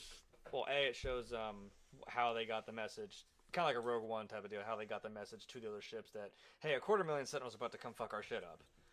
So like the girl like barely getting in the mailbox and getting the message in there. It shows how the kid got himself out. It shows like it's trippy as shit. Like how many other versions of the Matrix and shit that we've seen, other stories within it, and it's kind of a cool expansion. So I'm saying there are other things that we could use that to maybe get some, this is a big universe, which, again, like I said, the Wachowskis are like fucking mind blowing with this shit. So they with definitely they haven't always had a lot of luck. It's not even No, just that, but but- they changed the face of cinematography with the first Matrix movie. You know They what had those panning action sequences. They invented those the bullet freeze time shit. They didn't invent bullet time, but it wasn't called bullet time until this. I mean, like movie. they did that whole Yeah. So Trailbound in the chat says they've hinted about the war, and we need to see that. Do we actually get to see the war this time, or? I would, and that's why Wasn't the war that's still why kinda I going asked you on? what you meant by prequel, because if we're going prequel like Terminator style, we're going back to the oh shit, wait. beginning of the fucking war where they nuke the skies and There shit is- gets real from the beginning. I would love to see Hold on. that. There is I was about to say, that is one of the stories in the Animatrix. It shows what happened. It's basically the plot of iRobot. They had, remember you said they gave birth to AI. They had these robots helping them. And then there was that one rogue robot who was like, had a conscience like, why am My I doing... logic is undeniable. Right. Oh, you have so got to die. You know what? If they don't have Alan Tudyk do that, I will not be happy. But they had it. It was like this one rogue robot sparked this whole thing off because he killed his owner, and there's like a CCTV camera. He's like choking him out and shit. And I'm like, oh fuck. This one robot snapped, and that's what caused this distrust between the humans and the robots. And that's what kind of it tumbled into this whole big war. Like I said, I like Morpheus' explanation in the movies. Like it's probably been so long. He's like, we don't know what happened, but that little short story explains what happened. They had, like I said, they had the robots that were all helping them, but then that one turned and it caused this distrust, and then they started back and forth. The war got bigger and bigger, and they thought, well, they're solar powered. Hey, fuck it, let's black out the sky. And they realized, yeah, that didn't work. Shit, it was funny to watch that story unfold because I'm like, it's basically iRobot. It's like iRobot meets Terminator without the time travel. Yeah, I'm like, it really. I didn't want to say, I'm like, yeah, iRobot's basically the prequel to the Matrix. Well, And it had Will Smith. Oh, shit! Well, we're going to find out exactly what we have in store for us. The film is currently scheduled to come out in 2021. Warner Brothers has not released an exact date, nor if that date will be impacted by postponed production due to the coronavirus. That's pretty much all I've got for that one. So, yeah, go down in the comments below. Let me know what you guys think about The Matrix 4. Do you think it meets its 2021 date? Maybe sometime is it a summer movie for 2021? Who knows? It's supposed to be released with John Wick, right? I see it getting pushed, so yeah, but I see John Wick probably getting pushed too, because I don't think they've started filming that yet. Well, yeah, no, John, it's all getting pushed. Yeah, we're so not going to see this anytime soon. Yeah, everything's getting pushed. They haven't started. Okay, they haven't cast yet for Matrix. They haven't finished cast. Like, we're not seeing this anytime soon. Well, I thought because, like, since The Matrix and this John Wick thing is supposed to come out the same day, I'm like, well, Lawrence Fishburne is in that movie, so I'm like, not like they're not still buddies hanging out, probably filming both movies at the same time. I'm still mad that they didn't put Carrie Ann Moss in John Wick. Just this is like some Matrix. Hey, like, we got another one. fiction. We got another one coming up. She might. Sometimes there's please. just fan service is unnecessary. They put the Keymaker in there. They put one of the guys he fights in the first movie is the Agent Johnson. Like, there are so many people from the Matrix in John Wick that you don't I'm like, this is just a fan. This is like a fan fling of someone doing some Matrix shit, but it's John Wick. I'm like, maybe you know what? Idea. John Wick universe is one of the previous Matrixes. I said it. Somebody needs to write some fan fiction on that one. Blew his fucking mind right there. John Wick is the one of He is the one of that universe. Oh. Hello. Crossover. Give me rights. I said it. I said it live. Crossover. Moving on. Purge 5 has been pulled from its July theatrical release. Holy shit. I'm sorry, I'm still on that. Like, maybe the Keymaker was a doctor first, then he became... Oh, fuck me. Purge 5, the latest chapter in the Universal Pictures dystopian horror franchise, has been indefinitely delayed. The film, titled The Forever Purge, was set to release in theaters July 10th and has been pulled from the studio's calendar. The move underscores the fact that the Hollywood studios do not expect cinemas will be able to operate in full capacity in the next 2 months.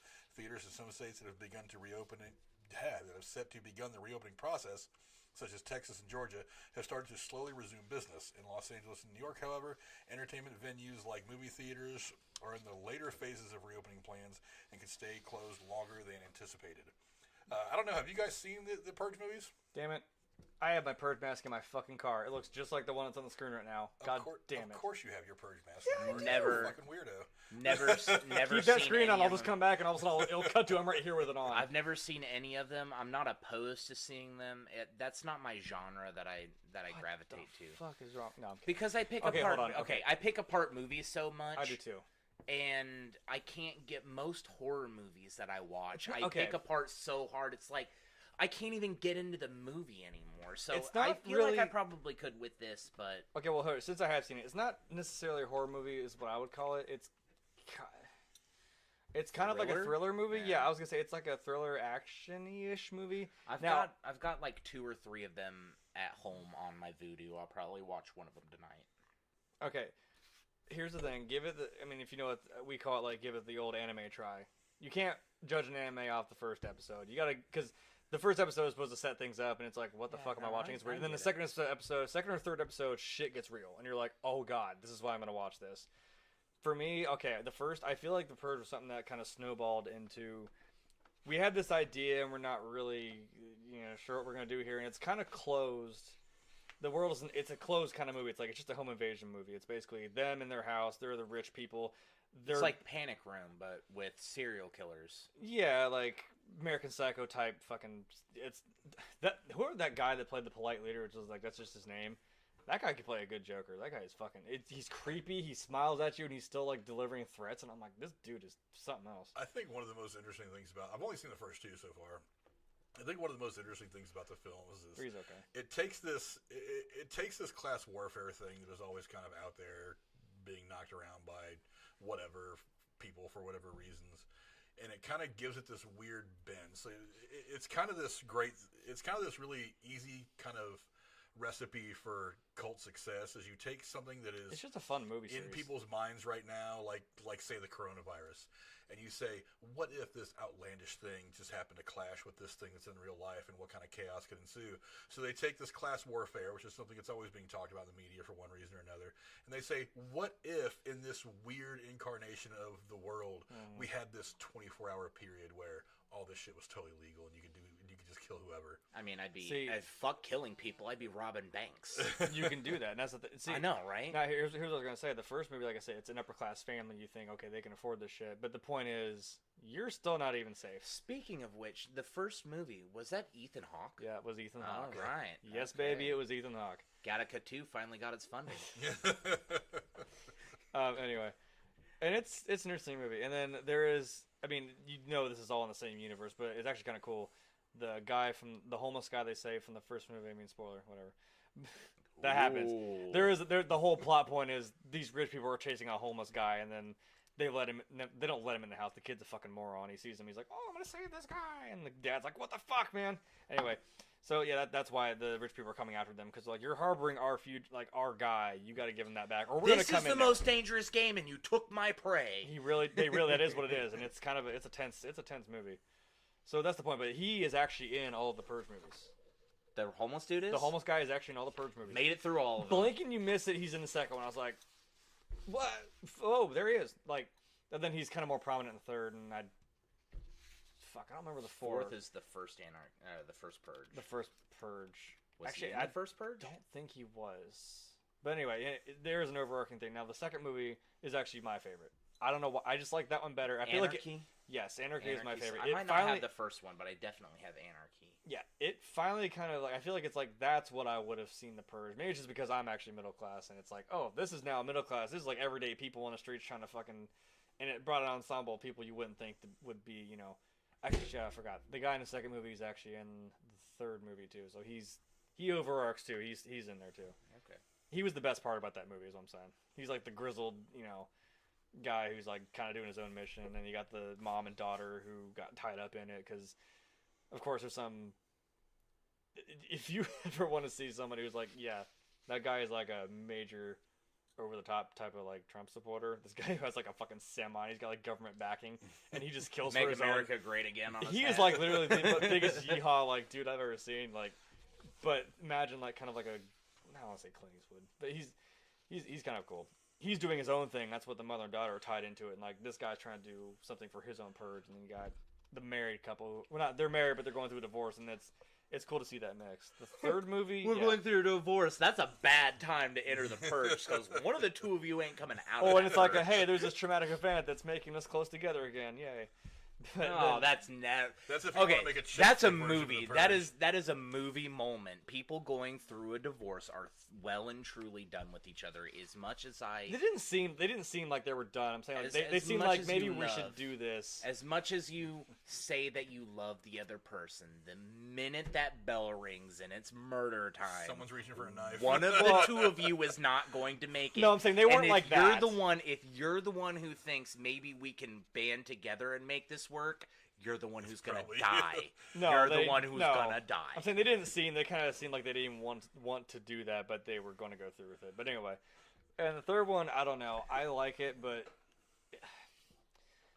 I don't know. This is one of those where I'm like, I love the fact that you made me legitimately hate your fucking character. Whoever plays that little the black girl in that movie, I have never wanted to punch somebody so fucking hard in the face. I'm like, you know what? You played it well. Great. I hate you. 3 was kind of just like, yeah, alright, we're doing this. And then seeing the first Purge happen was, you know, when it came out, that was definitely politically driven because it's like, hey, it's 2016. Everything was politically driven that year. No, It I was mean, the like, worst what? year for No, I television mean, like, when you years. think about it, like, huh, this is 2016. What is 2016? It's an election year. Huh, this movie's called Purge Election Year. Who's running? Oh, this woman who seems pretty sensible, which obviously that shows your views. Who's the other guy running? Oh, this guy who's like a crazy, you know, cult leader who's like fucking insane. Huh, wait a minute. Why would we be surprised? That Wait- we wait a made minute. Prison like that? And that's what that was, and that one was interesting to see. But I don't, or no, I'm sorry, that was election year. My bad. Well, the- First Purge was not. I don't think was great. I get that it's supposed to be like, hey, we're gonna try this. It's only on like Staten Island. They're like, well, we're gonna try this little experiment with these poor people now in like these project housings. I'm like, okay. I saw bits and pieces of that. It didn't feel. I don't know. I watched someone else review it, and he's like, I feel like because you see finally the first kill of the 'Cause they very were- first Purge. I'm like, They were talking about. I feel like I saw a meeting that they were having where they were talking about the idea of doing it, and then somebody was like, because that is that what if. and he then said. somebody in the back room was like, Yes.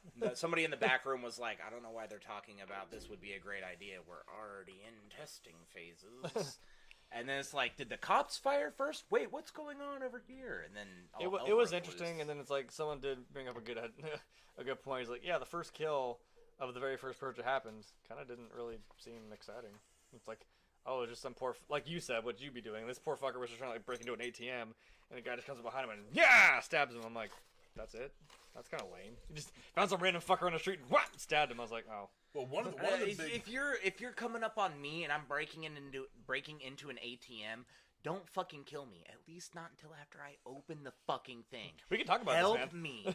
Help me Oh, no, open no, no. it. You don't I'm not greedy. You don't understand. I'm not greedy. The point of like what they set up was like this guy was like this dude was in fucking sane. Like it's like it opens up with like them screening processing people of like, here, do you want to be a part of this project we're gonna do? And the thing that bugs me is like the whole Star Wars thing where like, how is this in the future? But it seems like they went backwards with their technology. I'm like, yeah, because in this one they have these bullshit contact lenses that film everything when they're watching. Like, here, we're gonna put these contact lenses if you agree to participate to this, and we're gonna film everything through your eyes. I'm like,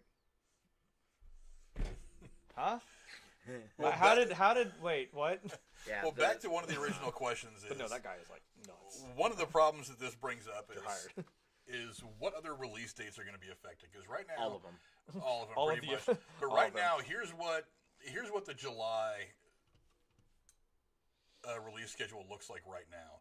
You've got Tenet, which is holding on to its July 17th I want release to see date. that. You've got Mulan, which has been moved back already once to Another July movie I 24th. thought already released. Like it would have been. 4 They years pushed ago. it back. No, like 4 years ago. Mulan? I have a cast list of actors that were in a live action Mulan movie. I know that that's not crazy. One of my favorite. You also thought there was a Willy Wonka movie with Hey, fucking I Christopher found Lloyd. I found the damn trailer. All right, I did not make that up. That was a real thing. I know what I saw. Anyway, the next what one... is his name? What is his name? It's not important. It's not part No, of what it's we're talking important about. to me. Damn it. What? What were Okay, so the guy from the Command Zone on YouTube, he was also Ted Wong in Video Game High School. He Wait, I thought played. that was the Wait. I actually watched that series. I love it. Right, the guy who played Ted. It's like a precursor to Ready Player One. He was like Ludus. He was in the live-action Mulan movie that came out like 2 or 3 years ago. There was probably a B-rate one done, but it wasn't Disney. He's not Like, a B-rate actor. Look, I didn't know there was a like lot of people who aren't B-rate actors do B-rate movies. That's fair, I guess. Jesus Christ, it's like 3 or 4 of every 5 movies that Bruce Willis does go straight to video. Well, I didn't know there was like a 1978 version of the fucking Lord of the Rings. I was like, this is... Oh, the animated one? That is I love it. That is the stuff of nightmares. Yes, I could not watch it. I'm like, Those this anime style is my God. nightmarish. You guys are really bad about just getting way off topic, you know that? No, I'm looking this shit up. I'm looking it up right I don't now. want to watch Well, it while again. you look that not up, let's that. go back I was like, to I don't talking wanna- about dude. the theatrical releases. We also have SpongeBob And I've watched Sponge Heavy on the Metal. Run coming out August 7th. Lionsgate's Antebellum is coming out August 21st. Heavy Metal? Sony's Yeah. Monster Hunter is coming out September 4th, and Universal's Candyman is due out September 25th. I want to see that. Those are the ones that are really holding on to their release dates right now. I think Tenet and Mulan are the ones that I worry most about, because who knows what the theater setting is going to look like about then. And those are definitely the 2 biggest movies in this list. So the question is, I mean, it's not just The Purge, Oh, shit. but it's really everything. See, In the wake of the shuttering multiplexes, Universal has overhauled its entire release plan for most of its upcoming movies, including Judd Apatow's The King of Staten Island, starring Pete Davidson, who I don't really want to watch anyway because I think he's a prick, which will actually debut on digital rental services next month in lieu of the traditional rollout, because it probably wouldn't have made any money. They dropped Trolls. The Fast and the Furious has been pushed back an entire year. The next Minions sequel has been pushed back. Sing 2 has been pushed back to 2021. So No Minions sequel? no Minion sequel. Oh, they really lost out there, didn't they? Nope. Yeah, no, they really didn't. If no one caught my sarcasm, what? No one caught your This is- sarcasm because nobody watches the I'm movie. losing my fucking mind, dude. Trailbound, hate the Minions. I said it. Trailbound says The Purge 6 fake news. Everyone goes after the media. Yeah, fair enough. Maybe Ooh, I like it. The Purge that was kind of franchise has informative. been financially successful due to the film's low budgets. The most recent entry, 2018's The First Purge, is the highest grossing installment to date, earning $137 million worldwide. That's the highest grossing. One of the brilliant things about those movies, though, is think that one was that you great. make them for bus fare. Yeah. I mean, you basically make them for the change that you found in your fucking couch cushions. See, because what happened with Saw? Well, you That get was a low budget movie, and then like now all of a sudden it was like, whoa, everyone wants to see this series, and then it blows up. Well, you get No names, one wanted to see that series. You Saw? get names that are The fucking I'm The on first couple I'm were on good. record saying Saul was fucking Okay, hold on. garbage. You're right. The first couple were The good. first- After that, they kind of went off the deep end. I liked the first one. That's it. The first 3. Once Jigsaw dies, who the fuck cares? Once John dies, I didn't give a shit anymore. The first one I liked. And Well, the that's first one's brilliant. it. That's it. Yeah, it's this The second gritty one was ass trash. fucking. The third one was the trash. The most recent one I saw was trash. Dude, I dropped They're off after 4. I was like, what are we doing? Unbelievably predictable from start to finish. They're gonna be in a trap. They're gonna die. It's not even that. It's they're gonna die like this. They're gonna die like this. They're gonna progress to this. This guy's gonna be the bad guy. All this is gonna take place at this time. All this is happening at a different time because guess what? Carrie Yules We was- saw this already. Carrie in Yules was every there the other whole fucking- time. Every single other one of these fucking. As That soon pissed me as they off. did the second movie, and then they did the third movie, and Donnie they Wahlberg, though, basically man. copied the fucking formula they did for the second movie. It worked though. No, it didn't. Man, It worked for the second movie. It didn't work for the third, fourth, what do fifth, you- sixth, seventh, eighth, and What do you ninth. think They did the same movie. the Human Centipede movies? The only Fuck difference. those my movies. God! No, no, no, no, no, no, no, no. That's the only difference between those movies is Centipede got longer. Fuck those movies. Those movies don't exist. Why don't they? They do not. Huh. No. I've No. watched some fucked up shit, man. No. Oh, Oh we need my- to review those. No. No, we do not. Need to. But anyway. You review that by yourself. You Anyway. stick your face into someone's asshole and sew it on. Fuck. Like, no. All now of that that. we've said all we can on that topic, All of that. we'll Moving the move fuck on on. to the very next thing that we're going to discuss. Ooh. And that is Phil Lord and Chris Miller will be teaming up with Ryan Gosling for an astronaut thriller. Lord and Miller are going to be heading back to space, the duo who got fired from directing Han Solo endeavor, whatever the hell you can call that. Man, I just tripped myself up. Solo, a Star Wars film. Exactly. Star Wars. We'll direct Project Hail Mary for MGM. The Hollywood Reporter has confirmed. They will also produce the thriller. The project has Ryan Gosling attached to star and is an adaptation of author Andy Weir's forthcoming novel. He wrote The Martian, which is a fantastic movie. Despite what anybody on Joe Cronin's channel says, 2011, which is due out in the spring of 2021 from Random House. So the question is are you interested in seeing this movie at all? All right, so this will be the second movie adaptation of this book. Obviously, the book, like I said, the book came out in 2011. The movie The Martian with Matt Damon, which I loved. It's one of that kind of movie. It's phenomenal. Like nothing else touches it. He portrays the way that they wrote it and the way he portrays being a man stranded as the only living thing on a planet, that literally, that you know of. They never show anything in the movie. So the only living thing on a planet by himself walks by. for several months. And he figured out how to grow shit. He figured out how to grow shit. He survived. And then he shot himself into space in a rocket that had no roof. That movie was fucking badass. It was pretty badass. I don't know how I here's feel. where I'm going to break your heart, where I like those things where they have someone who has an actual profession of that watch that movie and he's like, that's not... I know it's supposed to be cinema, but that's not real. That's not going to happen. Well, I mean, I do that. Not the Martian thing. He's like, but him shooting himself into that fucking ship. He's like, that's. Not how that works. Literally do. I literally do that to everything I watch. I was. He was an actual astronaut. He's like, that's fake. I was over here last week and we were watching TV. Frank and his lady were watching a TV show, and I was like, why don't they just do this? Why don't they just do this? I and know. Frank was like, it's a fucking TV show. Effects. Because it doesn't make a good movie. That's why he's like, I know it doesn't make a good movie, but that's not how this actually works. I don't know. So they're teaming this version up to be like a thriller with a different kind of plot twist. I've not read the book, so I don't know whether or not the Martian that we saw already was more like the book, or if this is going to be more like the book. If anybody out there knows, I'd really be interested in finding out. But I mean, how many times do you have to beat a dead horse? We keep seeing movies that are crafted off of the same source material over and over and over and over. Give me something fucking original. That's all I want. Well, this isn't The Martian remade. The novel actually centers on an astronaut on a spaceship who is tasked with saving the planet, which, let's face it, there's 3 of those movies that come out a year from various production companies. That's what I'm saying. That's what I'm saying. They Give me money. something new. I mean, a lot of people said The Martian was just cast away in space. You know what was new? Fucking...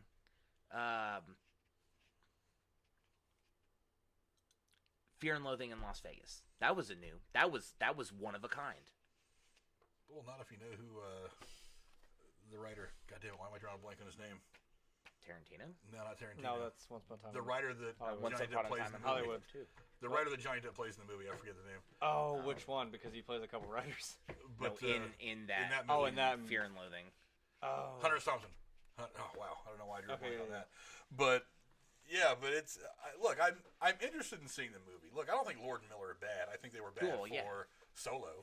I think that probably a lot of the blame for that whole relationship going south probably rests on Kathleen Kennedy's shoulders too. I think it mostly rests on Disney. I think it was probably Kathleen Kennedy. No, it was Disney. I think Kathleen Kennedy did not communicate with these guys very well in the beginning, and that's why it soured the way it did. I think the movie was okay. It was better than I thought it would be, but I mean, it definitely was not what I wanted it to be. But I mean, there was a big typo here, and I'm trying not to giggle. Well, giggle at the fucking typo. I don't know. It says "I pooping $3 million." I think you meant "I popping $3 million." I saw that. I read that 4 times before we started it's even probably doing on the thing. I'm anything, just and I was going like, what? And I pooping $3 million. You know what's funny is I pulled this off someone else's article. I know, so I know it wasn't right? you. But I know it wasn't you. Fucking hilarious. Well, since you I pointed was it out, I read that pooping $3 million. paragraph. This is the latest big swing for MGM since it hired veteran Michael DeLuca as film chairman in January. In addition to picking up the Weird manuscript for an eye-pooping $3 million, DeLuca also spearheaded the acquisition of Gucci with Lady Gaga attached to star and Ridley Scott on board to direct, among several other strong-armed movies. Ridley Scott's fucking amazing. Ridley Scott is pretty fucking amazing. That bitch. Yeah, I don't know. I'll go watch I doubt this there's movie. going to be a xenomorph in a movie Don't take away my. called Gucci starring Lady Gaga. I could be wrong. She is the xenomorph. She's probably a xenomorph. Oh. But yeah, Awandi says one of his all-time favorites, if not my favorite, is Interstellar. Yeah, I was about to say that. I thought Interstellar was good. I thought it was a little too dense at times. It was too smart. It was dense. I can deal with the science and all that I don't get as long as it's put in the right context. I can kind of put it all together in my brain. Out of those dimensions and shit. I'm like, what? He literally went into a black hole. I know, and I'm like, fucking badass. And he was looking at all those other things, and I was like, what the fuck? That's woo. Yeah, so I love dense, that movie. but whatever. All Anyway, right. Lord Miller signed. All right, I'm coming out of this black hole younger than my daughter. They stay the same age. Lord Miller set a first-look Alright. deal at Universal last summer, and while they put several projects into development, nothing can yet emerge as a strong directing contender for them. I don't know. I'll watch it. I wasn't overly fond, even though I still haven't seen Last Man. I mean, I don't mind Ryan Gosling as an actor. What do you want? I What do you want? Sorry. What movies? I think there's one movie I saw him in that I wasn't super like, oh yeah, you did a great job, but most of the things I've seen Ryan Gosling in, he fucking nails it. The Crazy Stupid Love, La La he Land. played the hell out of that. Fucking Well, he's great for chick flicks because He's a chicks pretty love him. boy. He's hot. Blade Runner. He's a pretty boy. I still have not seen the Blade Runner. It's good, man. It's I've good. got the original on DVD. but That's I a still good haven't movie, seen the though. new one yet. The original is fantastic. Yes. The sequel doesn't hold a candle to it by any means. That's why I didn't want to watch it. I'm like, I don't want to by ruin it. any means, but it is still really good. Deckard is in the new one. Same Deckard, know. That same was the- crazy like. It's That's still the a good that's movie. the big draw. It's like, hey, look, Harrison Ford comes out with a gun. I'm like, it's Rick Deckard. I'm like, well, that's why. That's the big catch. Is holy shit, he's still here. It's a good movie. I'll watch this movie when it comes out. I don't know. Lord and Miller, they've done some good things. I don't know what the hell happened. I think the relationship wasn't strong to begin with on Solo. I'll watch this when it comes out. I'm I not think gonna. the relationship still isn't so strong. Yeah, Solo. I'm not gonna hold it against them. The fact, it was some a of the bad stuff movie. the problems that people had with First Man, I like Han Solo, like so- not even showing the scene where they play out the American flag, yada yada yada. Whatever. I'll go watch it, but I don't know. Lord and Miller they need to hit a big time home run right now to get back on my good side because things haven't gone very well for them in the last couple movies. Yeah. But anyway, one of our absolute favorite actors, and me and Jeremy quote this movie constantly It's kind of a big deal. in daily conversation. This guy was kind of a big deal. Comic actor Fred Willard died recently at the age of 86. His daughter said, "We loved him so very much." Beloved film star Fred Williams died. Comedic star whose numerous credits include Best in Show, This is Spinal Tap, Everybody Loves Raymond, Modern Family, died of natural causes at Rep 4. His family confirmed to people. There's nothing sacred in 2020 anymore. Nothing sacred in 2020 We lost anymore. Jerry Stiller too.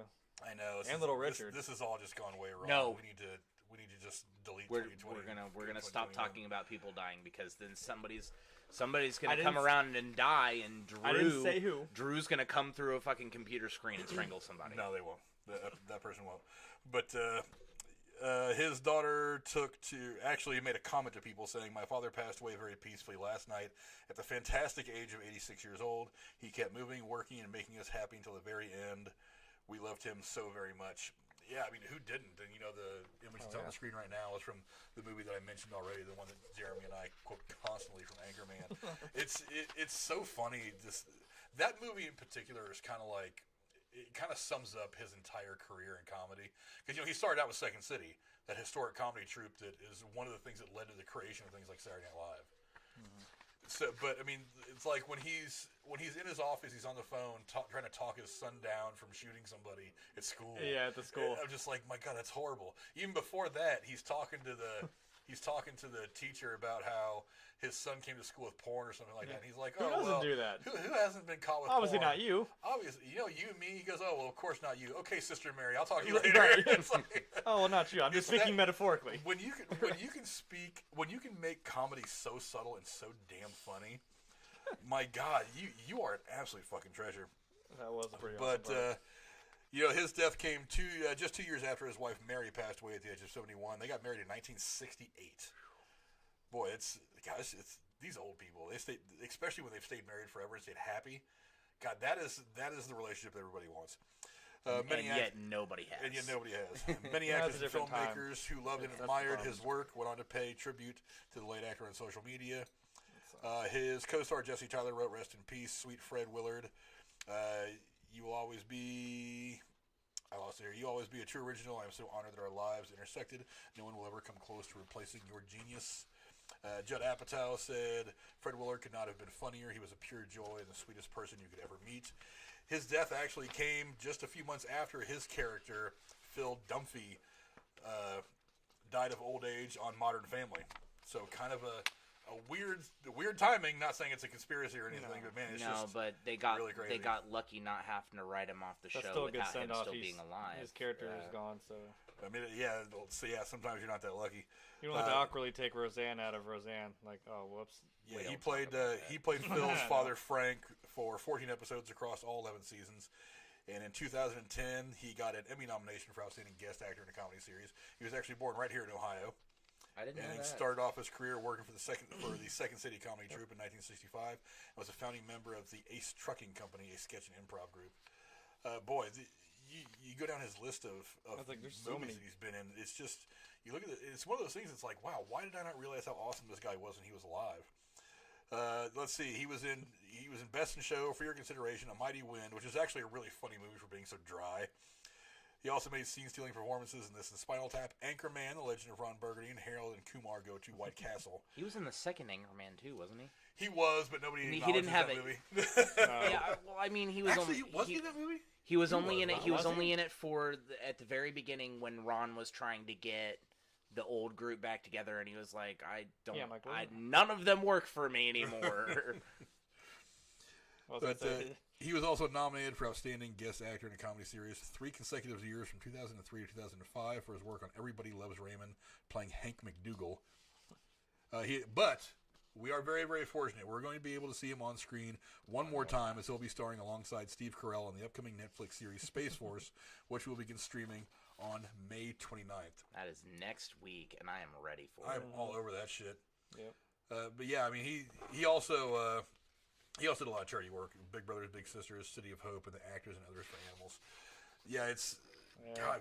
I guess you could say this guy goes up to 11. His comedy sign went off. up to 11. All these dolls, they go up to 11. You know, it's God. I mean, I honestly don't remember a time where I've been a fan of any TV or cinema where this guy hasn't popped in to say something funny in a movie. Right. Well, as I told you, something that you didn't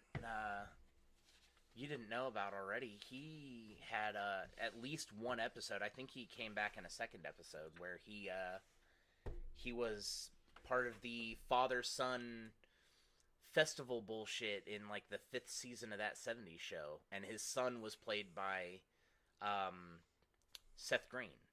Yeah, And it was the chemistry even there was hilarious. Like this guy is. It's sad to see him go. He was a brilliant comedian. if we're pretty fortunate that there's so much media now.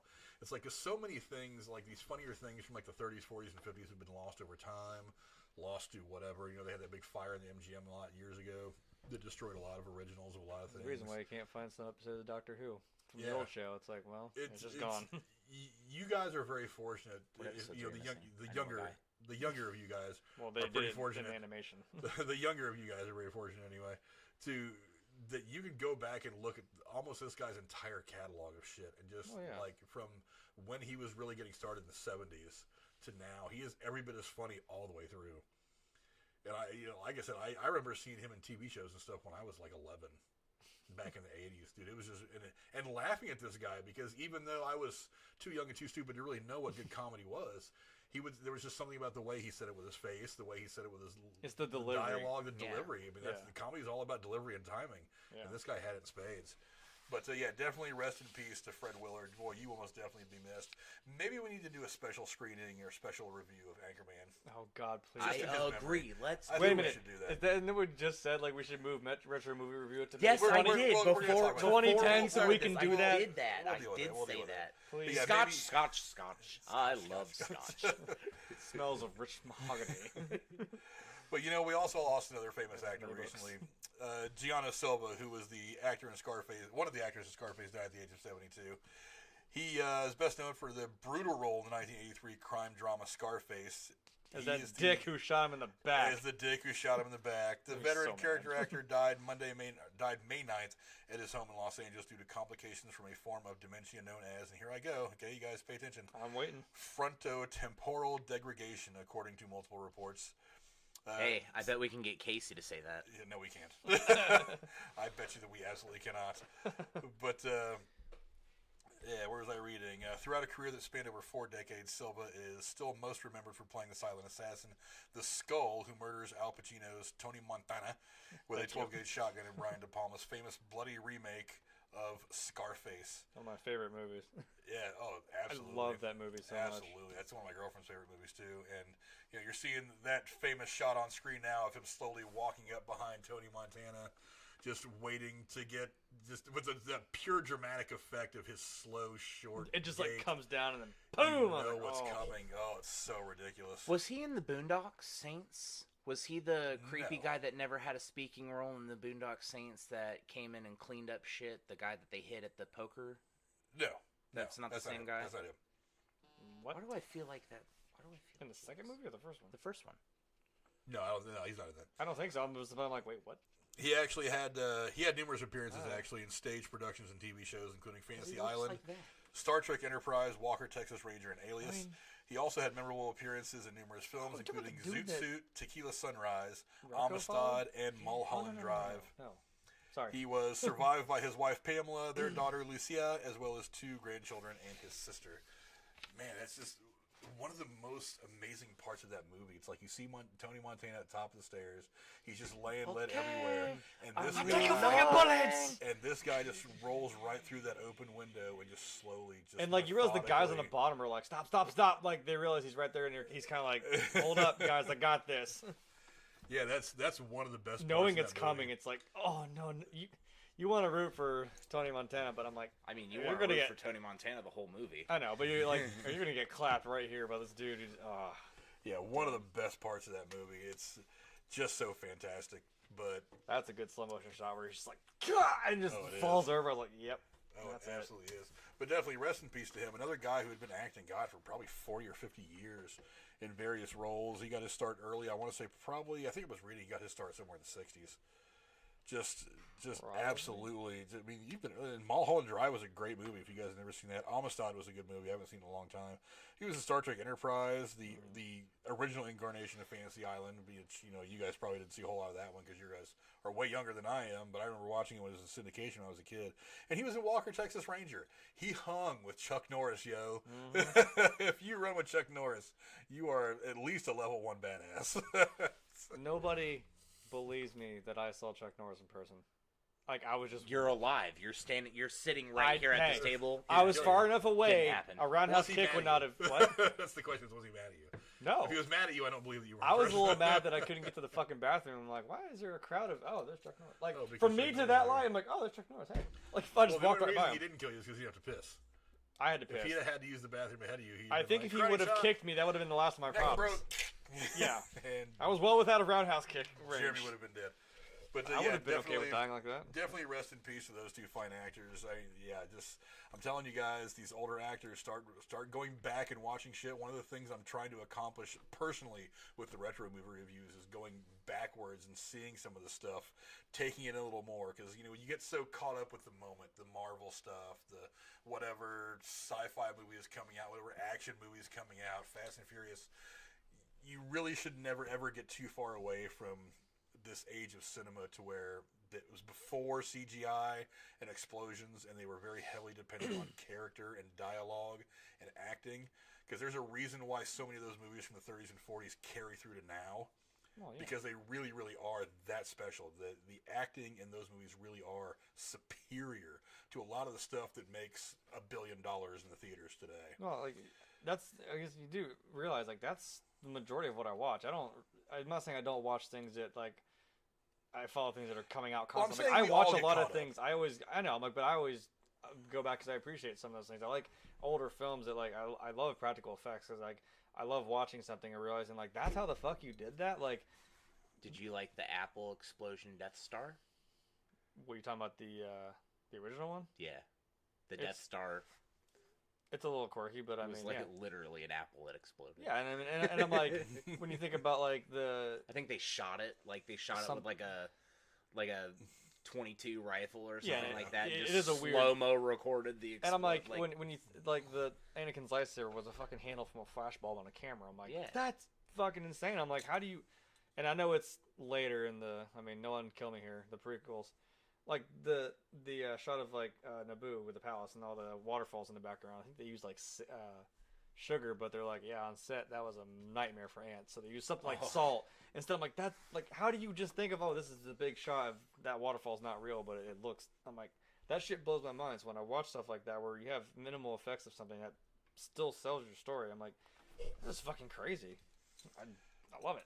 Special effects are a whole other thing that we could talk about in a whole other show. Oh, no, But we've put 2 hours on this. I think the last thing I'll go ahead and skip because my voice is starting to feel a little crackled, and we have some Call of Duty that we may be streaming later. So if you guys are on later and want to watch me and Jeremy and Aaron and maybe even Bodark, who the hell knows, fuck some shit up. go on there and kill some baddies on Call of Duty. And I'll start screaming at my TV. We're gonna screen shit on again. some Timmys. You can come watch us. Thanks everybody in the chat. Miles Bodark was in there at the beginning. Talk that talk. Get a news. What's up, Heist Man? Drew from Derailed was in there